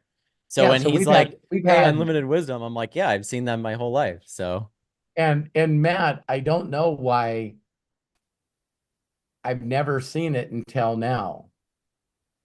So I had the whisper. I bought that picture and I put 4 years in unlimited wisdom. I got this mansion, helicopter, and 3 exotic cars. But I dropped my whisper and got back in network marketing. And that's your whisper, the network marketing. So, Coach Bob, why do I keep doing network marketing? Because I'm good at it. I'm really, really, really good at it. And I do it like other people sell across the world. It's so unconscious, competent to me. I got to get someone excited, find someone that's interested, then get them excited enough to share them how to imagine their life and then show them a plan. And then when I show them the plan, I very simply say, hey, I'm here to help you. So you tell me the best person you know. Let's talk a little bit about them and I will help you contact them. And that gives me, on a scale to 1 to 10, a 2 or a 3 that leads me to a 5, that leads me to a 7, that leads me to a Candace Bird Davis. Mm-hmm. And this business is just so simple for me. And I say that and everybody goes, well, I don't know what the hell you're saying. It's like, okay, whatever. But I keep doing this industry because I've gotten good at it. Now I'm stepping into a chapter of my life that I'm not so certain about. So now I've had to lean on my imaginator more than I've ever have in my life. Because I haven't been down this path. But the imagination was strong enough to go pick up a picture, break it out of its frame, and put unlimited wisdom to whatever's underneath it, reframe it, and carry it around everywhere we moved. Mm-hmm. That my son knows where the picture is. Right. Okay, so I think a lot of you have a whisper as something you're supposed to do, and that's why you got to keep asking. I don't know why my life is not going the way it's supposed to, but I sort of surrendered, and then I asked you what I could do for you, and then you gave me a whisper on how to serve others, and then I just said, fuck that, I'm going to go do what I normally want to do. No, it even Oh. gets worse. It even gets worse. You're not doing what you're doing. You're doing what other people are excited about.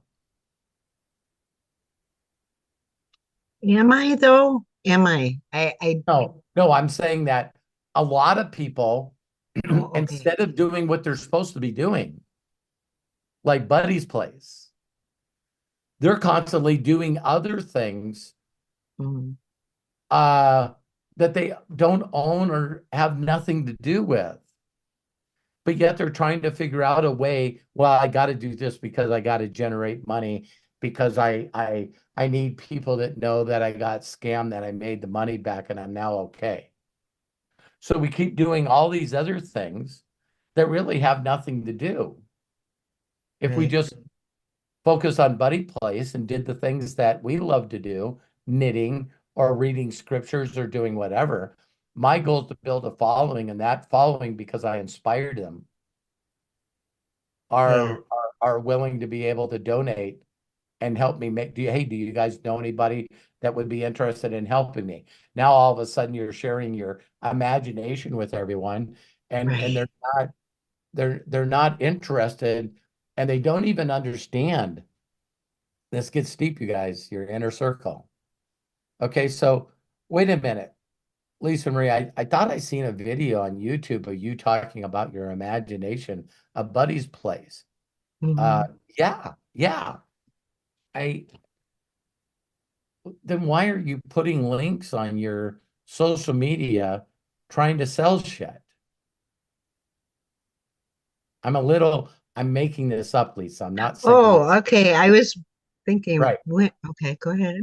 But Sorry. they're like, okay, so then they go to your page and then they Facebook page or whatever, and then they click on your link, where you got your tree link where it shows the 23 things that you're involved. And they're like, God, you guys, this is Shark Tank 101 right here. Where you guys see the people go up for Shark Tank and they go, I got this idea. I got a patent on it. Oh my God, this is an incredible idea. So you're doing this full time? No, I'm not. What are you doing? Well, I'm a dentist. And Well, I got to continue being a dentist because that pays the bills and that's my business. That's what I got a degree in. And you see Mark Cuban go, and for that reason, I'm out. And the other ones just go, I'm out, I'm out, I'm out, I'm out. Because they're like, you came up with this idea and you're not all in.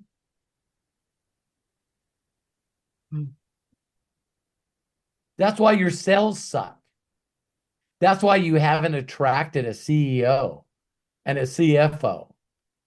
See, if you're not all in, you're not attracting the people to make it happen. So you're at Shark Tank giving me this idea because you want me to do what you're supposed to do. And Terry and I watch Shark Tank all the time. And I had, there was one person that went, what's wrong with that? And Mark Cuban goes, nothing. I'll give you $2.5 million for your company. Wait a minute, I just wanted 250,000. No, I'm buying your company because you don't fucking believe in it. You want to sell it? I want 100% of it. I want the patent. I want everything. I don't want to sell my company. Well, I'm not interested in being your partner because you're not all in. I don't invest in people that are doing 11 things. Mm-hmm. And that's Right. like, well, wait a minute. I came up with the idea. You guys like the idea. I got the patent. I got everything. Yeah, except you. You don't believe in your own whisper. Why are you talking about all this other shit? Mm-hmm. Well, I thought I gotta do this and buy this course and do this and read this book and it's like, what do any of those books have to do with anything or what you're doing? When I had my own brand and I wanted to be an author, I hired Brendan Burchard, right? Because he became a #1 bestseller. The only reason I hired him was to get a book on Amazon and become a #1 bestseller. I did it in 3 categories. What do you think I did next? I no longer listened to anything he had to offer. Mm-hmm. Because Max made a commitment to write the book for me.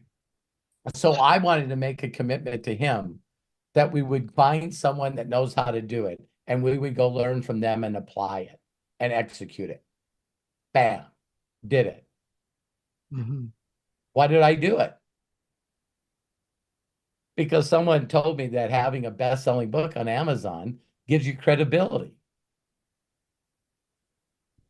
No, it doesn't. And now with AI, Jesus, Yeah. now they're trying to stop people from, every book that's now going out as a bestseller, someone's using AI to come up with a workbook with it and say, oh, by the way, when you buy this book, make sure you buy the workbook. And the person didn't make a workbook. So yeah, Lisa Marie. So I'm just sharing with you that, just stop, stop beating yourself up. Use the Mm-hmm. right words and go straight to the top, man. I thank you, Bob. I'm not going to say what he did, and I want to thank Karen Owens too because she sent me a couple of videos that truly inspired me. Bob knows what he's amazing. Thank you, Bob. I didn't ask permission either if I could bring them up, but that's all I'm going to say. But they got me so fired up that I did create my buddy's page. Good. And I did, even though, but I'm kind of torn. I don't even want to be on Facebook, but I know that I have to, and the attitude is not with the people. It is not. The attitude is with their system is broken for honest people. It is. It's freaking broken.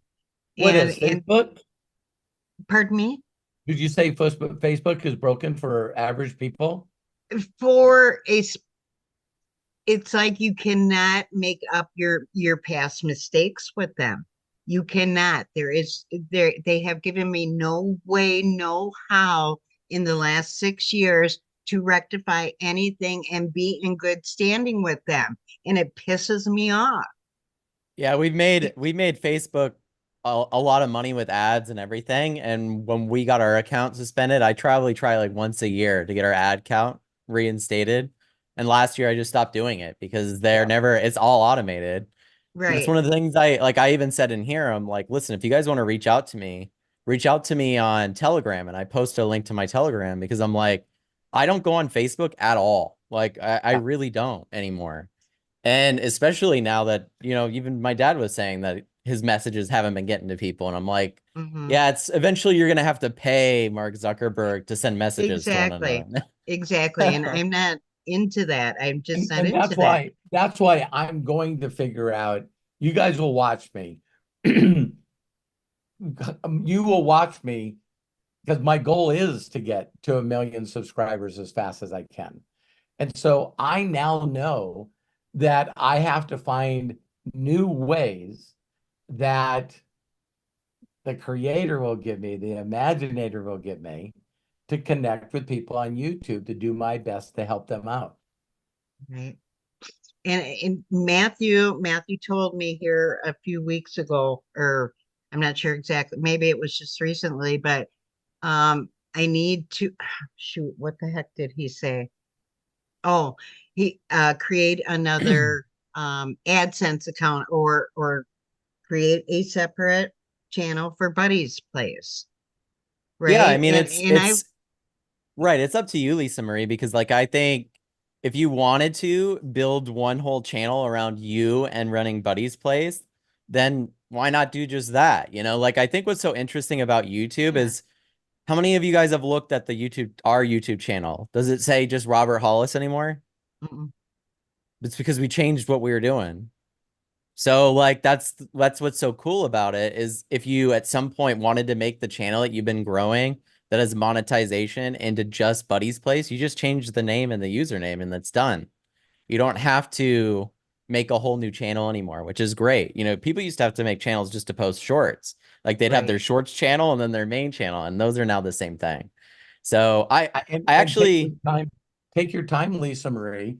It's like not only changing your imagination, but now look through all your videos and Mhm. go, I'm Buddy's Place. I don't think that this video needs to be on this one, this one, this one, this one, this one, this one. And so it's like if people went to your YouTube channel, we don't want them confused, Right. Right. right? And Hmm. so, it's yeah, you just want to. And then I think too, you know what, but these are all my interests. Why can't it be with all my interests? Well, it Just definitely change can the be with all name. your interest. It's just that it's funny. I would never ever tell anybody to go to somebody else's page just to criticize it. But I do it all the time. I do it all the time.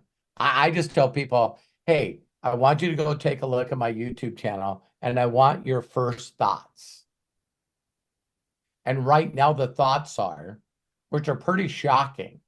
It's like, are you purposely not making this site about you anymore? Hmm. Yeah. I'm like, yeah, I'm making this channel about unlimited wisdom, a nonprofit that's going to be a community of people helping each other monetize their life doing the things they love. And the response is, whoa, whoa. And I go, well, all day, every day, I just get subscribers. And then from the subscribers, which by the way are free, I reach out to those people and get them to know, like, and trust me. And I give them gifts that are already on my YouTube channel. And then I say to them, oh, by the way, if I can help you with anything, I actually have a couple of things that you can join, which are a money back guarantee. So if you'd Hmm. like to be a part of these groups where I individually are helping people, that could be an option for you. Right. Right. Yeah. And guess how much advertising I'm doing on YouTube? Well, your shorts. I mean, but I'm doing the ads, the ad monetization, but I'm mhm, not running ads right. to get subscribers or get people to join Inner Circle or Imaginator. And I think that should be word of mouth by, you know what, us walking that walk just like you do. Yeah.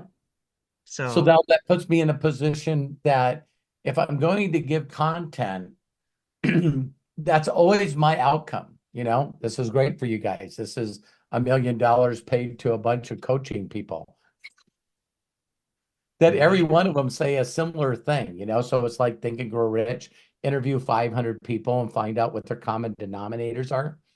Everybody says the number one thing that you got to do is they want to know what your outcome is. So Lisa Marie, if I asked you, what would be an outcome for a person visiting Buddy's place? Oh my gosh, they would leave so joyful from all the love and the care and the, the nurturing. So in a video, you could say, there's not too many times. I mean, I know you guys have heard these statements, but I think it could be said almost about any animal. But it's like, you know, you do know the imaginator, the creator, put dogs on this planet, and dogs only know that they have a short amount of time. So that's why they have unconditional love for us.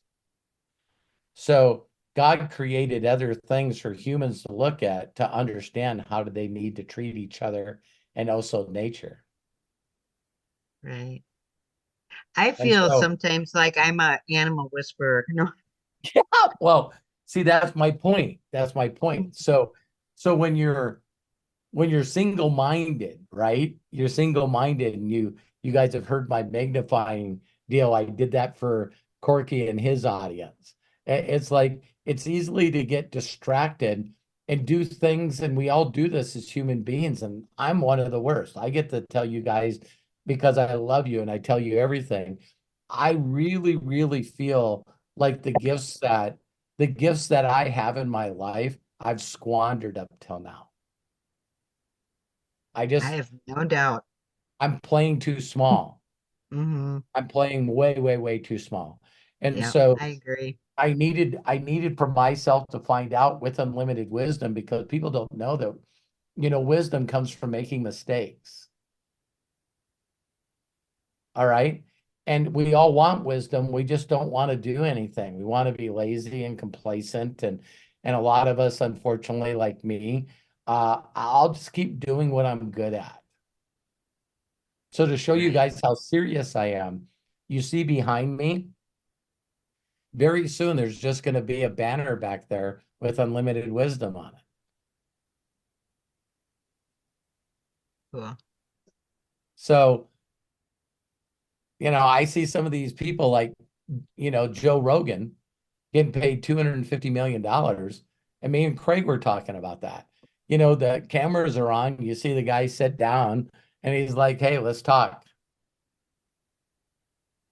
If there's a group of people out there that are going, why would I listen to this guy? Oh, that's not your audience. Me and Craig and Matthew were talking about something. Okay, so I'm going to say something and you guys can imagine the name, right? But if there's anybody that you would feel right now with the environment that we are in the world, coming up with the election, I'm giving a little bit away. Is there somebody that you know that you could really, really upset the people that are close around you if you just went all in and started promoting this individual? And it's either candidate. I never dreamt in my life that there actually used to be presidents that when they're assassinated, the whole country lost their heart. Their whole heart was broken We don't live in that time anymore. That's right. So people are scared to tell people why they like a certain candidate because there's going to be repercussions from that. Mm-hmm. So it's very weird that we're in a place right now where you got to be very careful what you say, that you can be offended, that you could offend somebody else, that you could be canceled or lose your career. Do you know about all the stuff I'm talking about right now with unlimited wisdom and building this community? You can't cancel me for that. See, because I'm not talking about edifying or promoting other people. That's why I had to come up with the word imaginator. That's why I want to teach people how to imaginate, because I need to be creative enough to come up with words that don't offend a majority of the people. True. So if I live in a world in an environment right now where I have to find creative words to use so that I can impact the most people as fast as I can, there it is. So think about that stuff, okay, Lisa?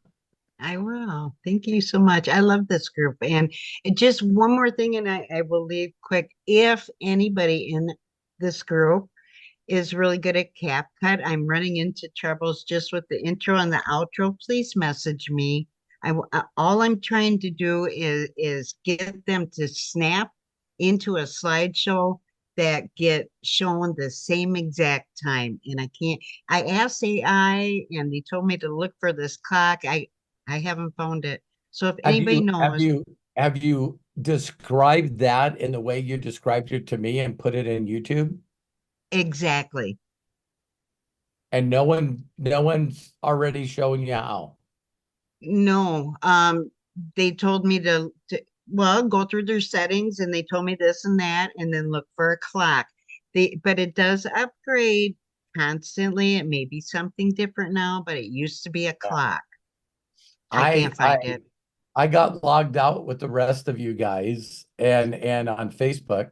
And I really thought it was funny if you guys seen a couple of those videos for you guys to understand. I know I've said this before, but I remind myself, figure out what everybody else is doing and do the exact opposite. But I didn't want to cause any stink. So I didn't want to go on my Facebook wall and say, thank you, Mark. Thank you, Mark. Thank you, Facebook, for bringing this back. So everyone wants to talk shit on Facebook until they can't log in. Right, right. Boy, that changes your perception really fast, doesn't it? You know, Yeah, see, so that didn't even bother me, but all of a sudden you go to MDC, mydailychoice.com, and you go in and it's not there. And just for a brief moment, you should say, well, I wasn't doing anything with this anyway. Fuck that. I'll move on. No, I just got bombarded. I can't log in. I can't log in. oh, I bet. I was like, holy shit, for all these people that have all this negative shit to say about MDC and network marketing, they couldn't see the carryover I built for them. Oh my God. You know, it's people are You got mine up there pretty freaking high. So I mean, when you're talking six figures in your carryover, yeah, that's pretty significant. Yeah, So thank you for that, Robert. So I brought that up to say that you know, Facebook says to log in on my phone, I have to go into another device and verify it. So I'm just patient and I go through a couple of YouTube channels and I put it in exactly how to verify on another device other than my phone to be able to log in to it. And I seen 3 videos and they wasn't close. And then one says there should be a bell by your notifications. I clicked on it. The last notification I got was someone's trying to log into your Facebook account. Do you want to allow it or not? So I know that's not where it was, but sometimes don't get so frustrated, don't get Yeah. so patient, don't get so pissed off. Because I bet you, if you explained it to me better, I bet you I can find someone that's doing it on YouTube. Oh, got you. Dang. Freaking explain it better. Yeah, Okay. that's okay. That's okay. I Yeah. love you Got it. having dings go off. You know what I mean? So every time I Yeah. need to learn to do stuff, it's funny. I don't assume anybody knows. So I just go on. I don't call up, Craig. Hey, Craig, do you have an iPhone 15 Pro? No, I don't. See what I mean? Gotta figure it My out. first thing is how I would ask the question. Hey, Craig, we all got locked out of Facebook. I got logged in back on my browser, my Google, but now I can't get my iPhone connected and my app on Messenger connected on my phone because it says that I need to click on some kind of verification on the device that's already logged in. See, instead of calling Craig and doing that, I take that exact sentence and put it into search for YouTube. And it brings up a bunch of videos. And then I sort them by date uploaded because I don't need to see how to log into Facebook 10 years ago. Right. Exactly. Everything changes. So Yeah. I looked at the newest video and it was like, yeah, click on notifications. It's right there. And it's like, okay, so I don't You know know if what? Yeah. That man, was perfect. I asked YouTube anything. So Okay. thank you, Lisa Yeah. Marie. Thank you. I felt that download to me. So thank you. Love Believe it or you. not, that's how I connected everything we're doing on YouTube. I got Matt and I got Craig, but when I decided to build the YouTube channel, I Hmm. did all that stuff. I got the super chatter thing set up. I figured out how to get Okay. monetized. I figured out, I know exactly what I got to do to get these plaques. I am so glad you brought that up because Melody and I just had that conversation today. Yeah. So, okay. That makes, yeah. Yeah. Thank People you. go, yeah, people always ask me, what do you got to do to get the first YouTube plaque? I go on YouTube and put, what are the awards that YouTube gives away and how do you get them? Mr. Beast just got award from YouTube for 200 million subscribers. Oh, wow. I And they follow sent him. them, He they, inspires me. they sent the crystal award, and it's in the exact shape of the lion logo that he has on his YouTube channel. That is so cool. Whoever's running YouTube, which I believe are still the guys that created it, Google bought it. Mhm. But the things that they do for praise and recognition of their people building an audience, It's pretty cool. including the most important thing, paying better than any platform. Yeah, it's Right. cool. Right. Valuable. Thank you so much, Robert. All right, love Love ya. you. Lisa Marie, thank you so much. Robert, we've got John Tier and Coach Curtis with their hands up. Gonna go through those? Of course we can. All right. Coach Curtis, there you go. Please unmute yourself and share. John Tier, you're coming up. Hey, Robert. Hi, Coach Hey, Curtis. How are Greg. you How's it doing? going, everybody? Hey, Coach. Great to see you. Yeah, I'm excited. Actually, I joined this, and I have a standing meeting every night at this time, so I haven't really been able to get on any of these. So tonight, I actually said, you know what, I'm going to turn around, blow it off, just to see what's going on here. Well, I know how big of a commitment that was for you, and I thank you for doing that. And we'll please put in your time that you would like us to be, not to interfere with that. Yeah, no, I put it in the chat, but I'll send it to you. But no, this was bigger because I've been going through a lot over the last 10 years or so. And this year I decided, what's next for me. So I've been spending a lot of time doing something I'm not passionate about. And so why I have two parts to this question, because It's a default, isn't it? I just told you from my heart that I should be doing what I'm doing now. And I should have started in 2000, 2001 when I was supposed to. So I'm just 24 years behind, or 23 years behind. So you only been doing it for 10, Curtis. So you're doing better than me. Well, yeah. Well, I had a life-altering event. I went to jail for a year, 12 years ago. So I lost everything, had to start with the clothes on my back and no help. So anyways, so I'm lost, and forgive me if you did a video that explains my question, just send me. No. But so I'm trying to get on. Thank you for being put, I love you so much. You put so much amazing wisdom and content out there. And for me to get on there, I haven't honestly had the time, unless I got no sleep at all, to watch a 2-hour video to find out what's going on with Robert. So I'm glad that I'm getting this time with you. So I appreciate that. Yeah. But so the two questions are, one, I don't know where you are with MDC. So I don't know what your goal. So my first question is kind of going to go into my second question. So what is because every time I've gone on, I've heard YouTube. Now, now Matt's doing videos and people are asking about YouTube questions, like, what the hell is going on here? So I'll tell you what's going on. Okay.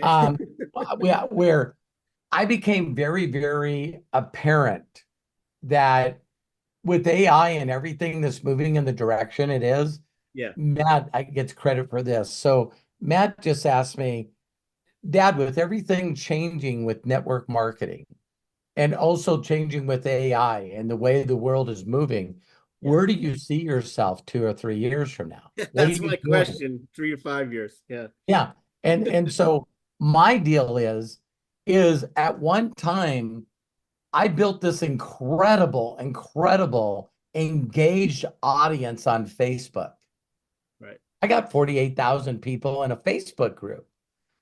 And I don't care what Mark Zuckerberg is doing. He just made a decision that I don't know what he's going to do.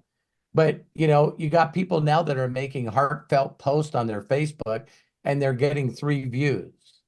It was, I did a Facebook Live for a year, every day for a year. Yeah. And it just wasn't creating any results. So this is all of a sudden when I stepped back and I went, okay, so it's obvious that I got to build an audience in another way. And of course, Matthew, this is me and him are very close, father and son. And so, Matt's very generous and nice to me, telling me, Dad, I told you 5-6 years ago to focus on YouTube. And so that's where when I met you, you were starting that, your coach and all that. And so so for whatever reason, all of us are on our own journey. And so now that I'm going to build a YouTube channel and ditched away that was August a year ago, where I said, I'm not doing Facebook anymore. I'm going to do YouTube Lives. And I made a commitment to do that for a year. And then all of a sudden, Matt's going, hey, you know that YouTube doesn't promote YouTube Lives. So I did hire a coach named Evan Carmichael, and he just gave me 3 quick things that I knew right away. It's weird too, Kurt, that you're going to crack up when I tell you this. I've now come to the realization that people do not want, they're not interested in learning anything. Okay. Mm-hmm. So they're very excited to be entertained, and they're very excited to hear new things that they have no excitement at all to execute. So there's a really weird thing going on in the life coaching world, the coaching world, because that's when I told you that I did my brand. That's how you and I met. I went out for a couple of days to learn from Ray. We were going to do an exchange. I was going to coach him and he was going to coach me. And he talked me into his coaching and I got him to quit network marketing. It is like, it was funny, right? And so, because I could hear talking to Ray and Jessica that they really, really, really love teaching people how to build a blog. And that was a way to get leads. It's just that a majority of the people are never going to do what Mark Hubert and some of these other guys did, right? And so when I noticed that, we were even talking about this today, Curtis, with Craig and Matt. I'm going to say something, and when I say it to you guys, it's okay if you disagree. But a majority of the people on the planet right now, is when YouTube is concerned, is not even interested in watching videos that were already done. All they're interested is they want to see your newest video. They want to see your newest information. They're not really going back and watching all the stuff that you already did. And if you don't believe me, you can go to your back office, right, in YouTube and click on videos. And then you can sort them by how many views they have. And then take a screenshot of that. So me, I'm a geek from the dark forest. So when I started watching that the videos that I already have done are no longer getting watches, now it's all about creating heartfelt content that makes people feel good. All right. So the next step is not only that, but podcasting. So I started watching some guys, Alex Hermosa, and I know I sent you some videos, and Chris Williamson. And what these guys were doing, which is something Matt told me streamers did, is that they go on the podcast, talk for whatever amount of time, and then this video comes out. And the video's like, the guy goes, hey, we're taking a little break, got to pay for the podcast. And this video comes on and says, hey, this is Coach Curtis. I just wanted to let you guys know that if any of you are interested in becoming a free affiliate with a company that has over 12,000 products in 200 countries, they're 10 years old, that one of the things I do to supplement my income is being an affiliate of this company. And so if you go to curtisfallon.com/MDC, you can create a free account. And I also have some videos. Once you do that, I will send you on like a quick start of the next steps you need to do to build that affiliate base to make income. See what I mean? And I went, I'm building a YouTube channel, and then I'm just going to throw in affiliate links, of what I do. So I couldn't be more committed to MDC as a way to build a business from scratch. And it's still because a free person can get in this company.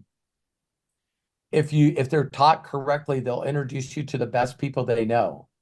And when they see someone go on their link and starts building the business, then they could buy brand bucks and make 30% off their residual check. You tell me another company that's doing that right now, but as of yesterday, or as of today, my wife and I have been with this company for 6 years, just went over 4.8 million. And I don't make a lot of money yet from YouTube. Okay, so right now it's, the money we do make, we give to Craig. I don't mind telling You're not people. making beast money yet? Yeah. And I already dedicated all my memberships and stuff that people are coming in as super chats to charity. Yeah. But if other people did it, I can do it. Right. So that's the answer. That's the answer for my daily choice. I'm now going to be just sharing with people that become followers and also join Because here's something interesting, Curtis. You're just sorry. You're just changing your attraction. Yeah. I'm leading now. I'm leading now. I know some of you are not going to believe me when I say this. This is just me. This might not be your journey. But Matt and Craig and I had a conversation. And so as a test market, it's sort of weird when I say this. I'm not mad at anybody. Okay. But without you guys noticing, I changed the channel to Unlimited Wisdom. And I unlisted every video I had in there that had to do with MDC. And no one's asked me where the fucking videos are.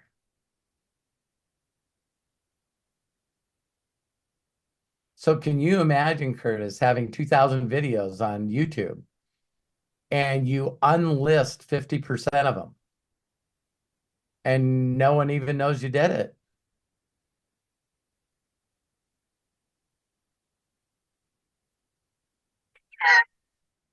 Well, it's interesting. Yeah, I mean, I didn't look this week, but I was looking for videos for that information. Are the videos still available? Yeah. If you do what I've told you, you have the links to the next steps. You have the links to the freedom, freedom video. So I didn't delete the videos. I just unlisted them. So when people come to my channel, they're like not explaining what I was explaining with Lisa Marie. I didn't want people to go to the YouTube channel and goes, what isn't this guy doing? But now I know as a leader, stepping into some things I've never done, I'd rather inspire people to believe in themselves and love others and do my best to pull this whisper or their imagination out of them. Because Curtis, I know for a fact when you met Tony Robbins and became one of his first coaches, that it was a means to an end. Just like you, just like me, we worked our asses off harder than we should ever do. And the next thing we know, we're in the inner circle. And what we find out in the inner circle was something we no longer could consciously continue to do. So now we're lost. Facts. So now we're lost.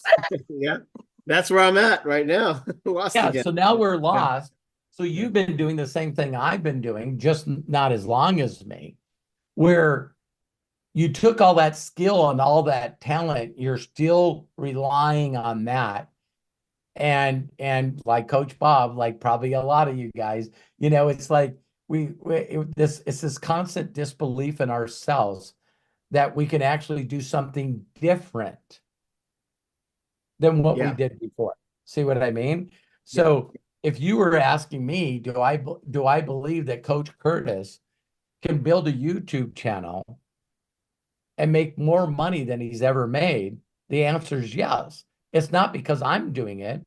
It's because I'm following other people and doing what they're telling me to do. And really, it's only the concept of the idea. Think about this. And Matt, help me with this. You guys are really hearing me dump here. One day, Hannah, his beautiful, beautiful wife, my wife, incredible. We're all doing these family things, right? And all of a sudden, Matt goes, Dad, I just don't know why you just don't start a church. Just start a church. And I'm like, well, I don't know. And he goes, everybody that show up would tell other people they'd all show up and you'd inspire the hell out of them and they'd all throw money in that little thing. Wait, now it's a QR code. And I've always sort of like gone, well, we're not starting a church, but unlimitedwisdom.org is a nonprofit organization. And we're going to go out there and make the difference in millions of people's lives, Curtis, just believing that if you can inspire someone and make them feel good, they'll throw money at you. So like I shared with you, I know you haven't been on a lot of the videos, but when I first heard what a super chat was, all right, so I click the super chat, I read it, and while I'm doing a video, live or recorded, someone can see it and get inspired by it and donate to the video. Donate. And then all of a sudden I have videos that got $500, $700, and donations. How do you trust yourself that that's just going to work? Right? Be the best you can be. And I would say constantly tell stories about you figuring out stuff, because I just don't think people want to be told what to do anymore. Yep. So I can do a podcast with, Santa. I mean, who gets to do that, right? Right. So I can do a podcast with Santa and ask people to donate, because he takes the money and helps out families and children in need. Yeah. And I raise a bunch of money for him, send him the money. Then I did one for my orphans with Matthew and Angel. And did that and said all this money is going. People threw money at it. I still get people that are doing that. And I gotta step into this. So now let's go back to the plan, right? If there was something that Curtis could not coach. That's what I'm trying to do, get myself out of the picture as, Yeah. from one-on-one coaching, yeah. Yeah. And so I would suggest that either me or some other people find people that are super inspiring. And there it is. You know what I mean? So now you build this network, and then all of a sudden you say, hey, I want to throw the inner circle in, or I want to do something like an Imaginator, your own names. And people that are supposed to show up, show up. Mm-hmm. And it's magic. It's magic that, if it's 75% and you're charging $4.99, how many subscribers do we need to get at $4.99 where Curtis is not worrying about money anymore? I'd have to do the math, but yeah. But that's what I'm doing now. So you're going to watch me now that we've launched Unlimited Wisdom, and we launched it really with a podcast. We said that's what we're doing. And so there's not a doubt in my mind that I'm going to attract more people faster than I ever have. And then do stuff like Mr. Beast. Awesome. Hey, we're making $1 million a month. What we're going to do with it? Well, we're going to take a camera crew and we're going to fly to India and meet all the people in the Jesus Way orphanage. That's awesome. We're all going to go there because we can. And we're going to go build another, couple of facilities to house another 2,500 orphans. People are doing that right now. And so you and I keep reverting back to the thing that we know that can pay the bills. Yeah. Yeah. When I mentioned, I don't know if you remember this, Robert, you probably will. When I got into MDC with you, I said, Robert, what I really would like to do is not worry about getting a high paying client and coaching them and all that, work, and just inspire millions of people and just get a little bit from that. So I figured, MDC would be the path to do that, because if I had, 5,000, 100,000 people, like you're saying, and I don't have to worry about the money where I'm charging them this and that and the other thing. And I'm just helping, because that's our heart. And if I can just help people and not freaking worry about the money side of it, I'm all in, so. Yeah. Because the amount of content that you could put on a YouTube channel. Yeah. I mean, yeah. And so, and here's the thing, is just that, I've never been here before. You know what I mean? So I have a lot of friends in the last 35 years that have built some of the biggest groups I know of. And people don't want to know how to be network marketers. They just want to close people on something and get a check.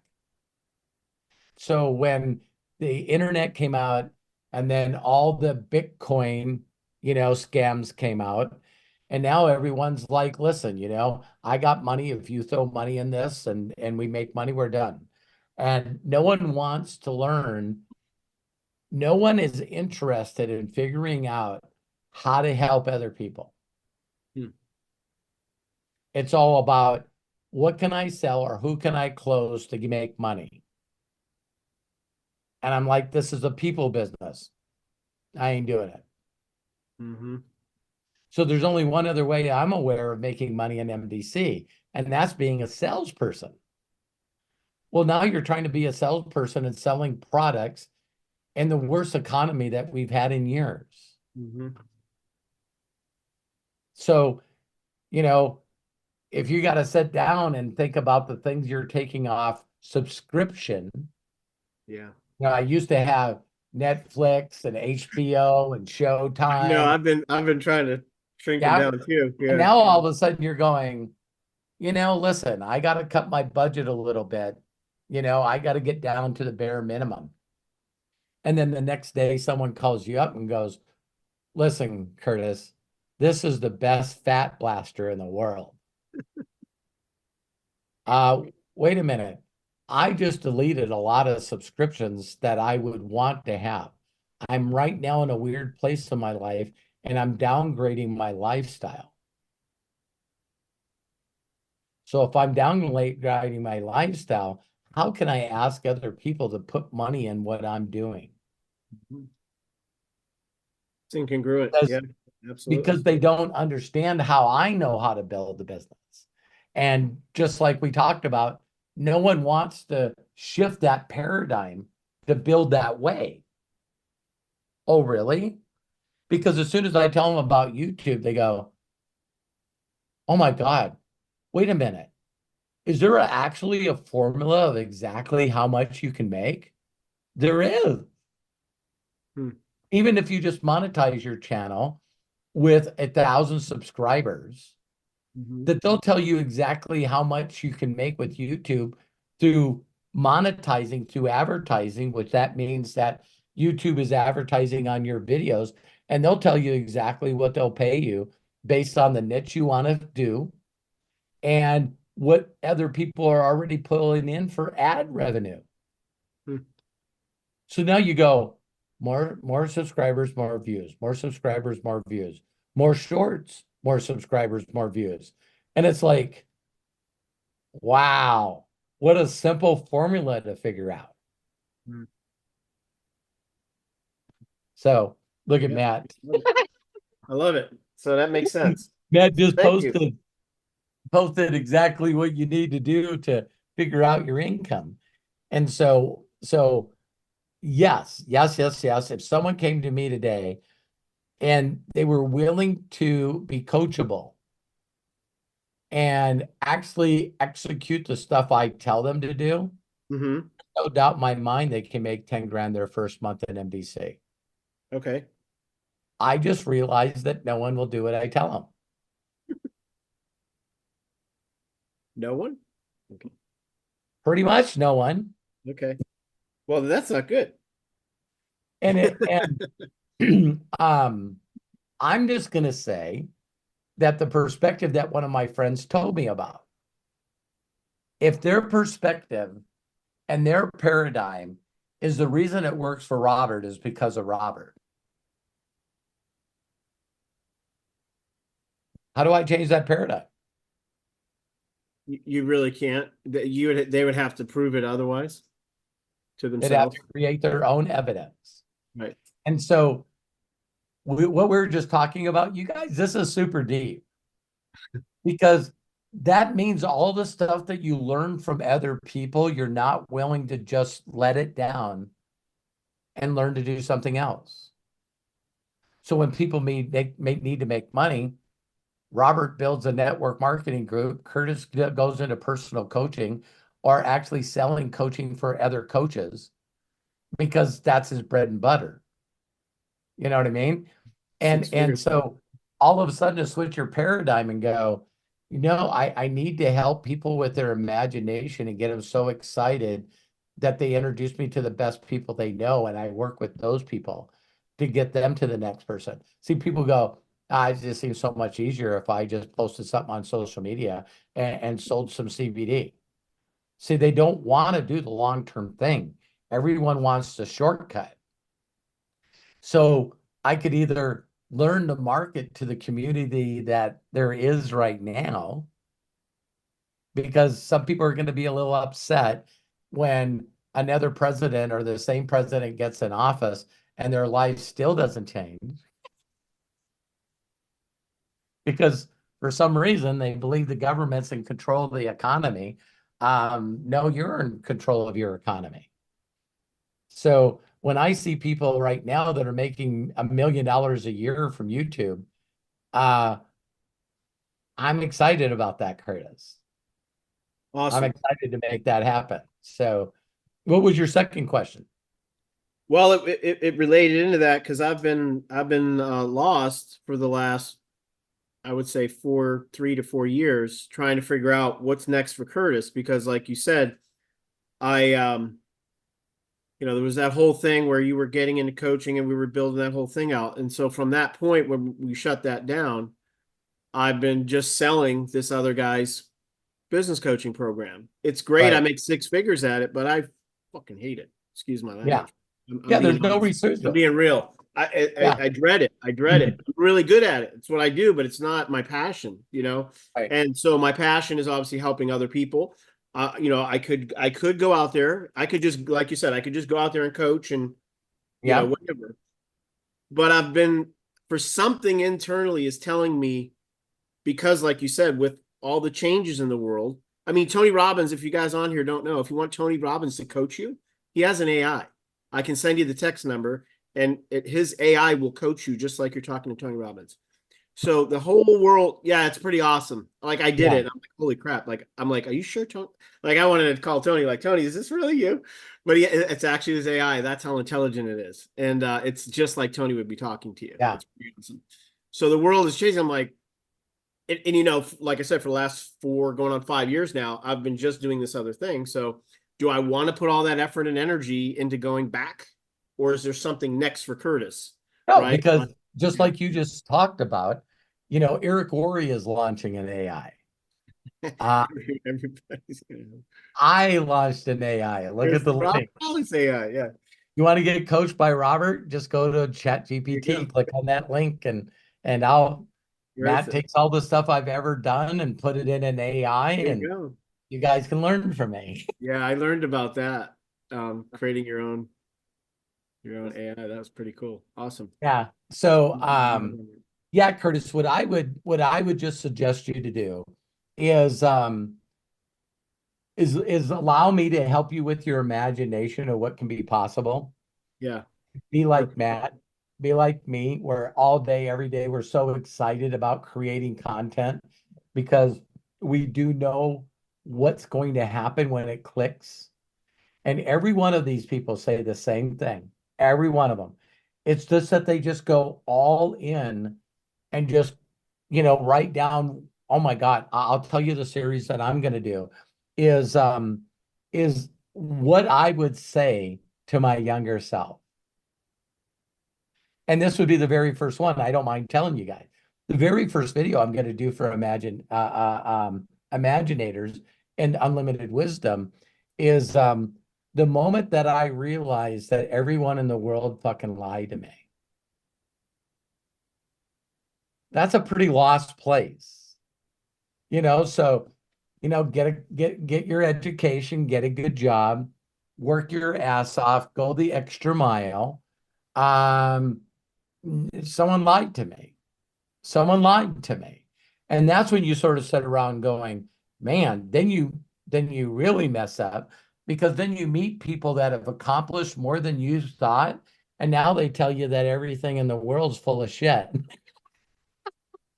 Which, by the way, this is how you create a cult 101. I'm not interested. But you first tell people that what happened to them, they didn't get an owner's manual, so it's not your fault.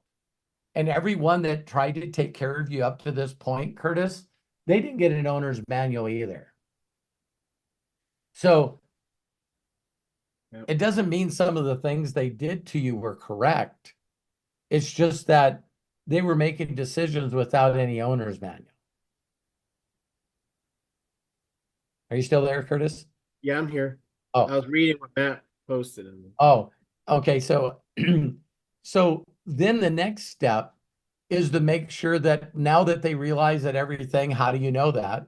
You know what my mentors did to me is now you got to give them information that they can believe in. And today that model would be, what can we do, Curtis, so that you can build a subscription model that's yours? Yeah. Yeah, that's the thing. I want something that's mine, not yeah. And people. I know that no one believes this right now, but as you build that YouTube channel and pour your heart out, you are going to get super chatters. You are going to get members. And there's nothing that's more rewarding for me than show up on an inner circle and do my best to help you guys get to the next level. So Curtis, we got to get you in the imagination mode of what you really know your whisper is, what you told me when you first met me. And all your extra time has to go into that while you're still paying the bills. Yeah. You know what I mean? Yep. Yeah, it's like, so you do what you have to, but you're spending all your time making something that's going to be yours, that you can pass down to your son. Long term. Yeah, exactly. Yeah. And I know that you haven't been on a lot of these, but let me say one more quick thing. Because Matt's learning AI, which I know your son can learn. Do you know all the stuff that Matt's done with AI, that he can make me speak in any language? Yeah. And Matt can write the scripts of what I'm supposed to say. So Matt right now, God forbid something happened to me, Matt can continue to use my character, my being, my spirit, my soul, to continue to impact people forever. All over the world in multiple languages. Yeah, I know, I'm up to all the AI stuff. Yeah, we use it. So that's what we've been putting together. So there's no doubt if you and I need to do a separate Zoom, you know, you and I are friends. Yeah, we were supposed to do that. So we did that for JD. I don't think they're in this group yet, but remember JD had brought in MDC a couple weeks ago. I still chat with JD. Yeah, just trying to help him as best I can. He asks a lot of stuff, but he doesn't, you know, like you said, I don't think he's doing it. He's looking at other stuff because he keeps sending me other stuff. And I say, listen, you need to listen. If you're either going to pay attention to Robert or you're not going to pay attention to Robert. That's all I can do for you. Well, thank you for telling me that, because, you know, that's where most people are. Most people are not only lost, but they're constantly thinking of something they do can generate money, and then they constantly keep falling for shortcuts. Yeah, shiny object syndrome. Yeah. Yeah. So, you know, Russell Brunson has got a new thing. You haven't seen my videos on it? I absolutely have. You know, I built Russell's coaching department when he started with Mandy Pratt. She still runs it for him. Yeah. So, yeah, when I left Tony, that's what I was doing. Curtis, you made a lot of people a lot of money. Thank you for stabbing me in the heart. Yes, it's time for Curtis to. We now got to get you. I love you. I love you, brother. Let me know what I can do. Okay. Okay, will do, Robert. Yeah, this all started on Thanksgiving. My uncle said, "Curtis, what is going on? Why are you not successful?" So, anyways, thanks. That's all I got. Yeah. How old are you now? 52. Yeah. You got, come on. It's time. 30 years in the personal development industry, making other people millionaires. Hey. But that's my fault. It's halftime change sides. My fault. Yeah. It's halftime change sides. Yeah. I love you, bro. I believe in you. Love you too. Thanks, Robert. Curtis, thank you so very much. Appreciate your share. All right. Time for one more. Mr. John Tier.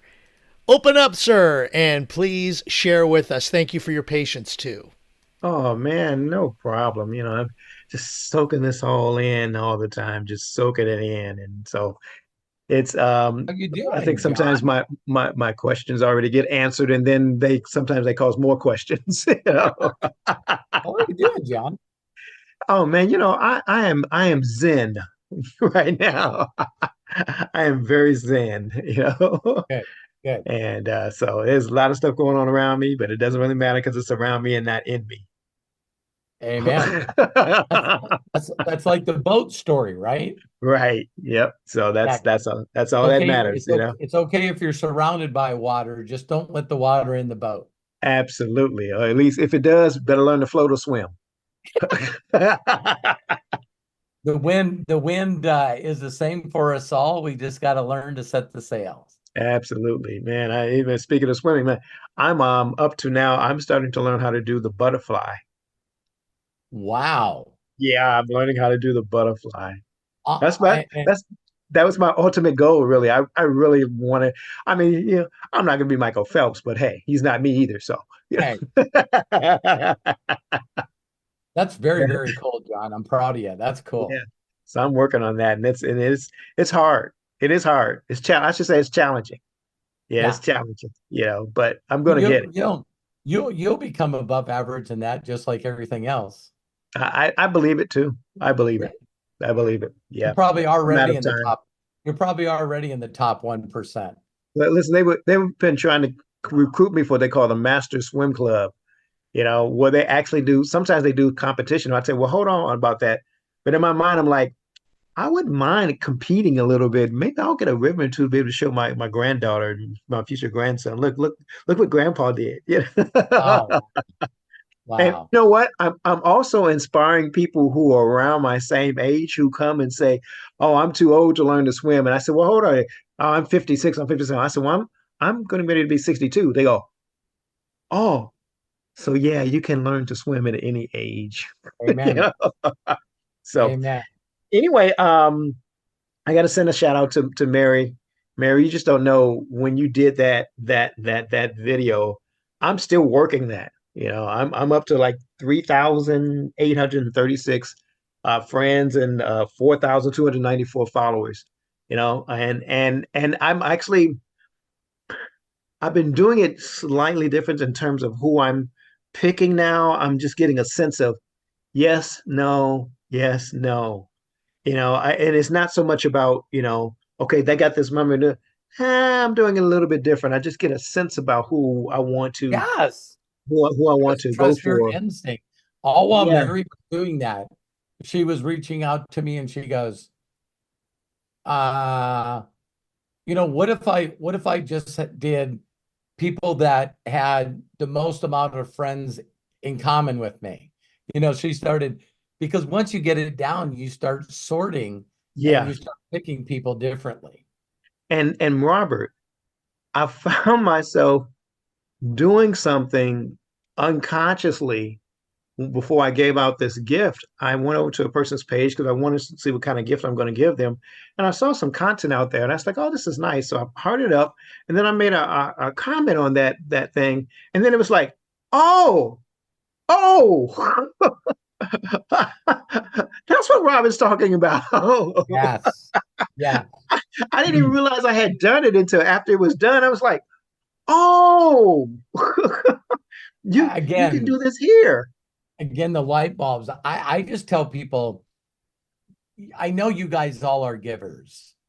And if you're not, I think you are. It's in you. It's part of you.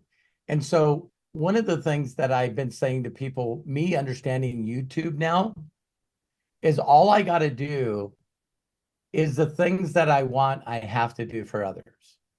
Mm-hmm. But that's how I started out with MySpace and YouTube. I mean, Facebook.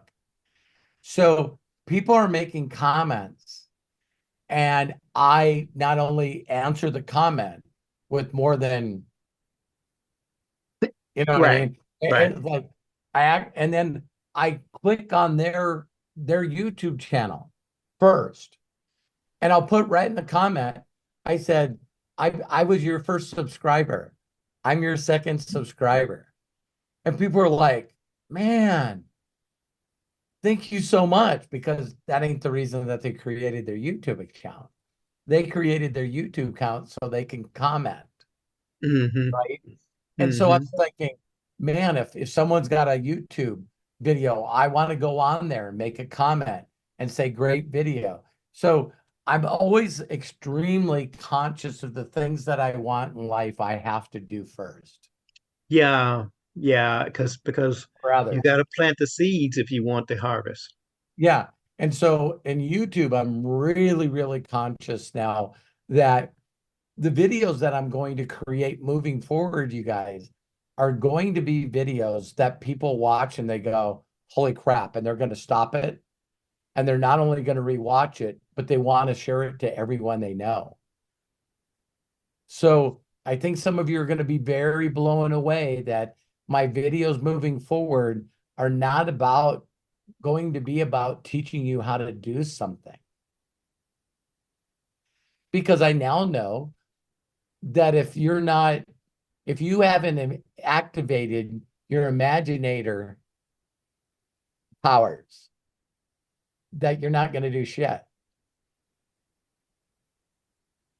If I can't get you to activate your imaginator powers so you can help others imaginate, you're going to suck.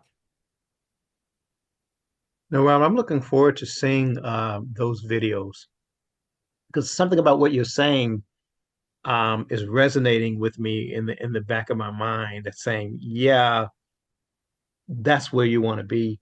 Because my mindset has been, what kind of content do I want to make? What kind of content? What do I want to say to people? And I mean, I know what I can say, Right. but that's not exactly what I really want to say. When you think about being a father, a grandfather, a husband, right?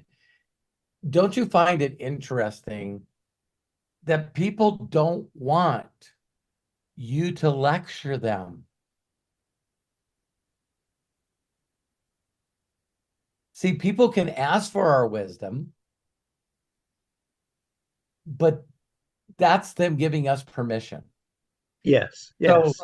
if you entertain people and you make them laugh and you make them feel better and you inspire them by telling stories, and most of the stories are about, I can remember how much of an idiot I was at this time, and I did this, and it's like all of a sudden it's like, wow, it's like the biggest people on the planet with the largest influences always just told parables and stories. Mm. Mm. They Mm. just told parables and stories, and they always led by example. There's a So measure of vulnerability there. yeah, so Jesus taught the disciples how to have faith. Mm-hmm. So why did they always panic and he had to show them his? Yes. Mm-hmm. Mm-hmm. And I always paraphrase because I don't want to be sacrilegious, but it's like they're waking them up, we're going to die, we're going to die. And it isn't amazing that we just talked about don't let the water in the boat, set your own Right. sails. Uh-huh. So in the midst of this storm, so the story says, all the disciples know we're going to die. So they wake him up. And my first feeling when I heard this story is, so in the midst of the storm, Jesus is sleeping. So either it was an imaginary that some of us do this, that I can imagine that the storm wasn't really, really bad, but all of them in the same environment work themselves up to this panic frenzy that the world's going to end. We're all gonna die. Wake him Oh, up. Robert, in the story, it's even worse than that, because they actually said, don't you care? You know? Yeah. Because Yeah. they forgot. He said, "Let's go into the other side." Yeah. They And forgot so, that part. so in the midst of this, he just says, "Be still," Right. Hmm. and it's gone. And then he looks at him and goes, "Why didn't you do that?" So for me, the story means he already told them what they could do, Yep. but it was based on their imagination of whether or not they could activate that or not. Oh my goodness. You know, Margaret, you're preaching. You're preaching. So again, amongst the students, disciples, he had to consistently tell them what to do. They wouldn't do it. So then he had to do it over and over and over and over again. When did they really step up? When he was gone. He was gone. Yeah. Hmm. Now they don't have him. See what I mean? Hmm. So some made stupid decisions and some made good decisions. But the Hmm. point for me is that where I see people lost right now is just they don't realize that they can imagine a better future for themselves. Hmm. The other thing is I'm no longer interested if I could show you how to imaginate and become an imaginator and do that for other people, you're going to fall in love with that. And when you fall in love with that, the vehicle that now gives us freedom, whatever that is, we can accomplish. Yeah. Because if we're listening to the whisper and we're listening to the guidance, it's not now that I need to get good at doing whatever. So I grew up in a world where to be good at network marketing, you had to be a good presenter. Right. It was mandatory. The Right. guy with the chalk makes the cash. I remember hearing that. That was the only way you got respect. Wait a minute. We live in a world now that anybody can be in front of billions of people in a blink of an eye.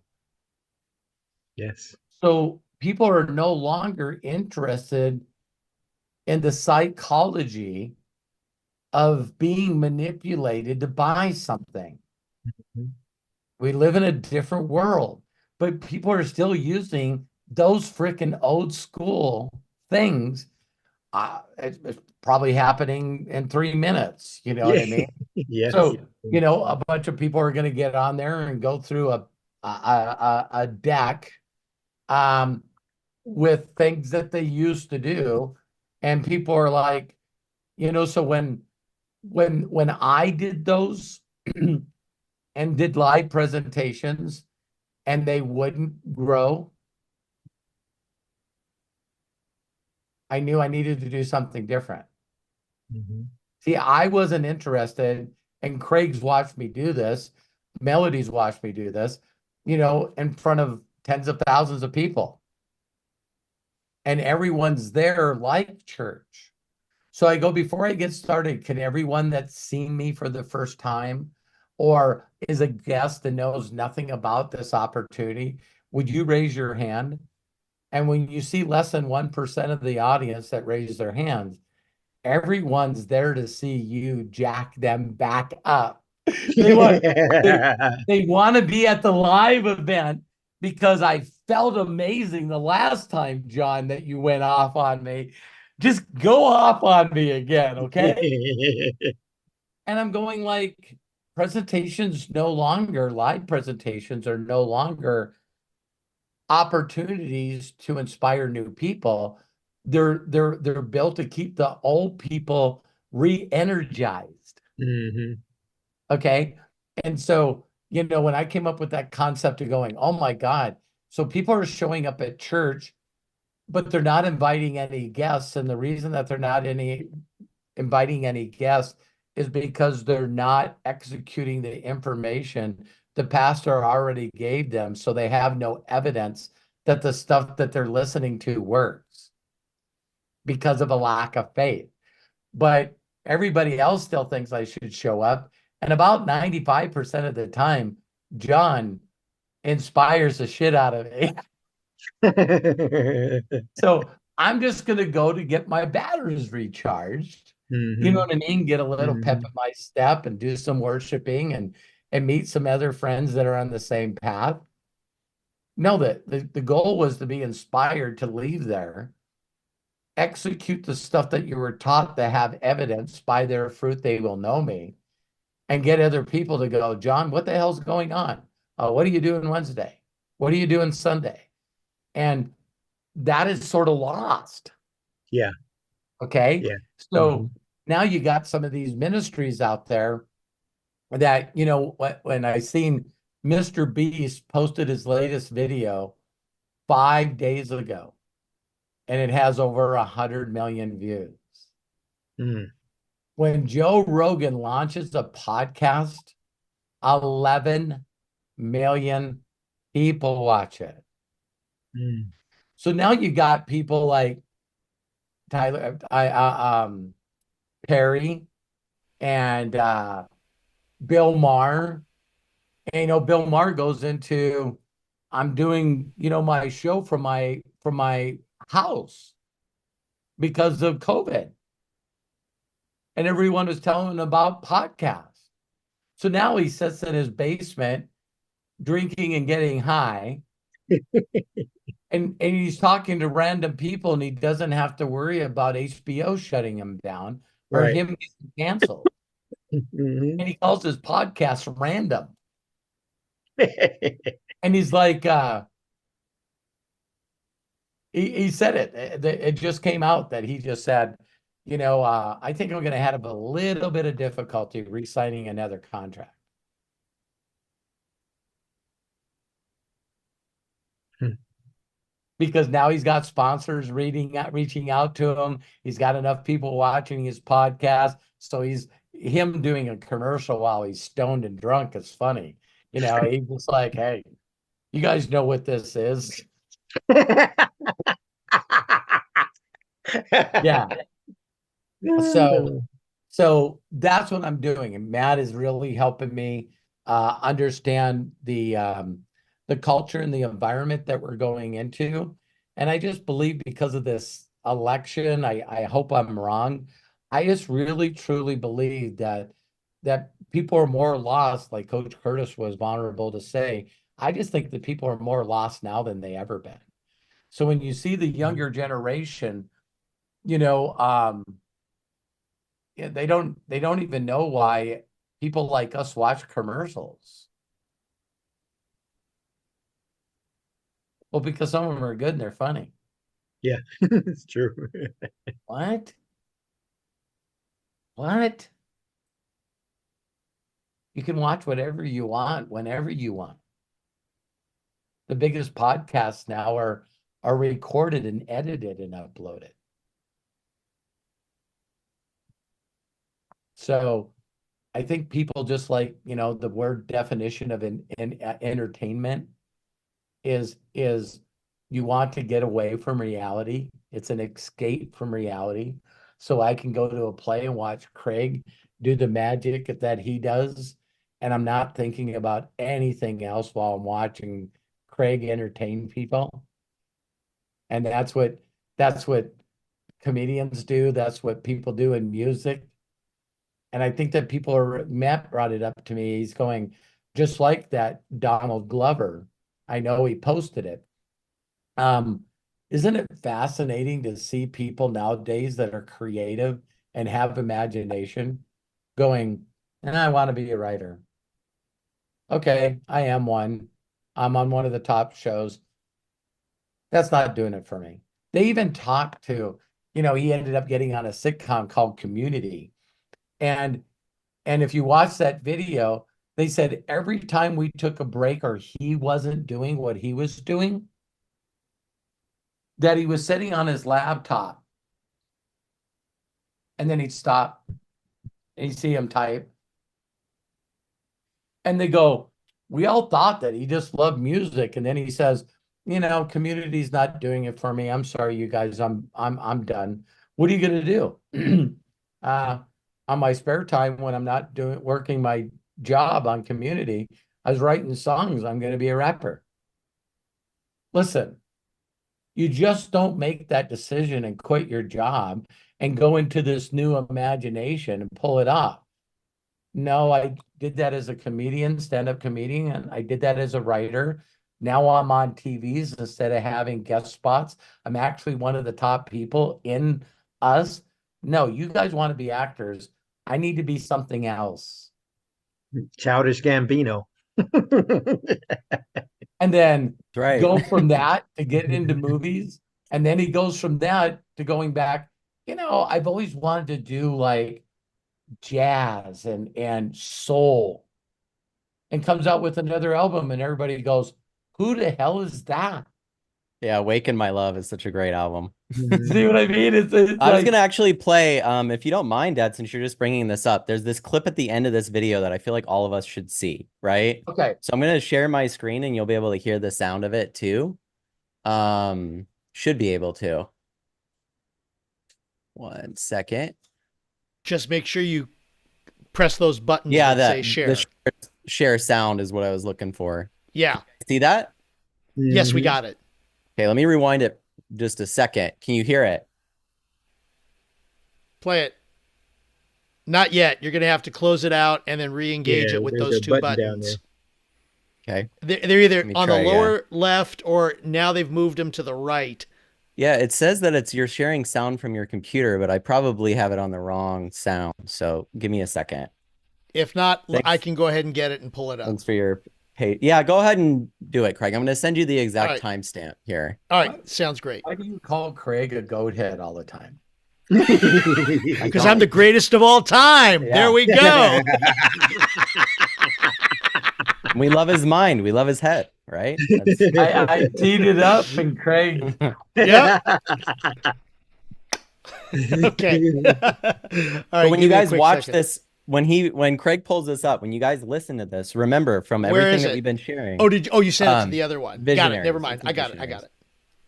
When you guys watch this, remember that this guy is, like my dad said, changed from multiple different things over the years.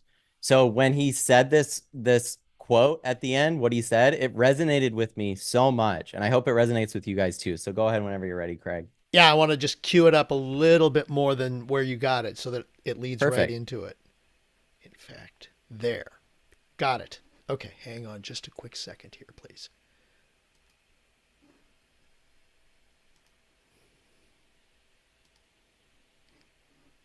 Here we go. You got it so that it leads right Perfect. into it. Okay, hang on just a quick second here. There. Got it. Okay. And the reason is you just don't want to do it. Life is just like learning about how to let go. Because like you really can't enjoy things for what they are while you're in it. Nothing's permanent. Permanence is not the point. The point is to be here and to. And the reason is you just don't want to do It took me a long time to figure out The reason is because like you really can't enjoy once I things figured that for out, what they are while you're in it. You really can't enjoy things for what they no are. one's gonna outdo you is to be here and to. And the reason is you just don't want to It do took me a it. long time. I was getting like reverb like crazy. I don't know if anyone else Yeah. was. Yeah. I muted you, Craig, because I Craig, thought it was coming through your Craig, you're- speakers or you're something. muted. All right, So- yeah, let me reset that here real quick, okay? Hang on. Yeah. I think I know what's going on. So give me a Sounds like moment, please. Craziness Yeah, it is was a going on over there. mishmash of things, and I'm Yeah, trying to. I think you had 4 of them playing at the same time. It's Oh, you inspirational, know but I what? don't know if you need 4 of them. I know what it is. I was playing. I've got us on the background of that. Oh, got it on YouTube. So yeah, because I'm monitoring us on YouTube as well. All right, there it is. I hear it I was now. like, I So can- hang on. Okay, you got to give me a quick second. No problem. Thanks, Craig. All right, everything is there. We go. All right, let's try this one more time. Let me go ahead and go to this and this. Thank you for sending it to that point, Matt. That helps a lot. All right. Okay, let's try this. Uno mas. And we're going to turn that on. Thank you, everybody, for your patience. Hang on just a moment, please. Let's try it now. You can see it? Yep. The reason is you just don't want to do it. Life is just like learning about how to let go. Because like you really can't enjoy things for what they are while you're in it. Nothing's permanent. Permanence is not the point. The point is to be here and to be responsible for each other. It took me a long time to figure out who I was and like who I was. And then once I figured that out, you just have to be that to the millionth degree. Because no one's going to outdo you at being you. That's it. So he's so right. No one's gonna outdo you doing you or being you. So your goal in this life, you guys, why that resonated with me is because I've been sharing that my own journey and stuff similarly, where it's like the main goal of life, in my opinion, is to figure out who you are. And you have to do that by bouncing things off of yourself and seeing, like I said before, find the puzzle pieces that fit inside of you. Don't try to fit yourself in someone else's puzzle or somewhere else. So it's like you can see someone as inspiring as Donald Glover, Childish Gambino, and he has no problem doing other different things because he's looking for things that inspire him creatively. And if you watch that whole video, what I also find inspiring about him is he shares that he doesn't feel like you can be at your utmost creative if you're just in something because you're not inspired, you're not creative. And it makes sense because he only comes out with shit when he feels like it. Right. Yeah. And we all follow him. We all know him. But I love that quote at the end that he shared because it's so true. Find out who you are and just be that to the millionth degree because nobody else can do it better than you. No one else is even going to try. So even some people here, it's like, don't be Robert Hollis. Right. Yeah. Try to be yourself to the millionth I degree. can beat you. So. I can beat you if you try to be me. Yeah. It's true. Well, and what one was the can quote outbe that Bruce Lee shared? You know, I can't beat somebody who practices the same thing over and over again, even though I know 10,000 ways to do several things, or something to that effect. Robert, you share that a lot with everybody. Yeah, and you know what, where me and Matt are right now, and I know Craig's excited because he's part of one of the visionaries, but all you guys are part of the inner circle. There's nothing more inspiring in the world than watch somebody do what they're supposed to do, not what everybody else is doing. So it's you know, it's interesting. Thank you, Matt, It's for interesting. bringing that up. It's interesting you should say that. When I first started watching Michael Jordan and how he was playing the game, I always thought to myself, that is a guy who was meant to play basketball. And I always thought about that. It's like, man, I had never seen anybody do what he was doing. And it was just like he was put on the planet to do exactly this, and he's doing exactly that. He's imagining doing the clutch plays. He's imagining doing a shot where everybody's like, did he just do that? Did he just suspend himself? Did he just suspend himself in the air?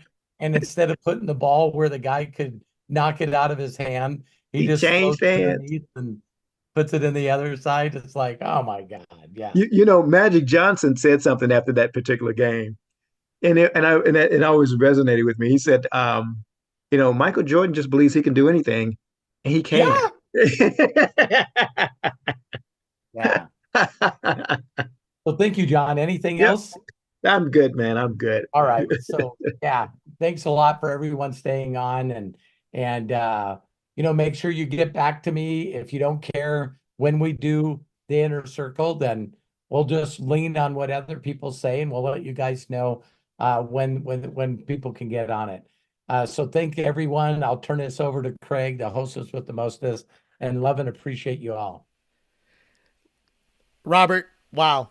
Love and appreciate you. Jamie, thank you so much. Jamie Romine posted that quote that I was trying to figure out. I fear not the man who has practiced 10,000 kicks once, but I fear the man who has practiced one kick 10,000 times. That's from Bruce Lee. So Jamie, thank you so much for sharing that with us. Appreciate you, man. And appreciate everybody for being a part of our inner circle today. Wow. Lots of great stuff. Please, if you missed any part of it, watch the replay. So much great stuff.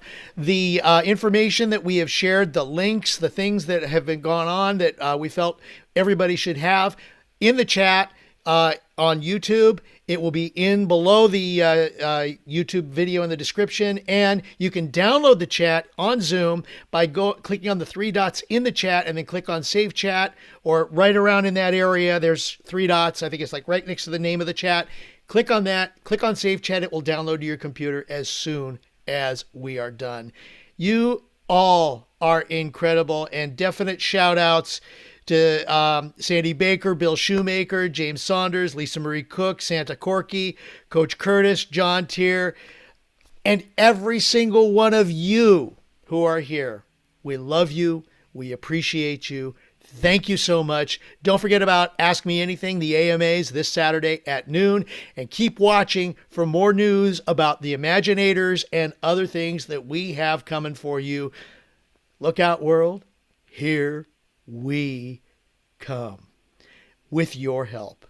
Love each and every one of you. Thank you very, very much. I'm going to unmute so we can all say so long. Until next time, please be good to yourselves, be cash, and bye-bye. Stay plugged in, everybody. Stay plugged in. Oh, look at Peter and Linda. There you go. Guys, thanks, Robert. Love you guys. Thank you, Craig. Thank you. And Matt, thank you so Thank much you for guys so everything. You are awesome as well. Corky, Coach Appreciate Bob, you, Craig. Appreciate you. Peter and Linda. Hi, thank you everyone. Thanks, Santa Corky. Big hug. Love you guys. Thank you, Daniel, Melody, Eric. Have a great night, everybody. Thank you so much.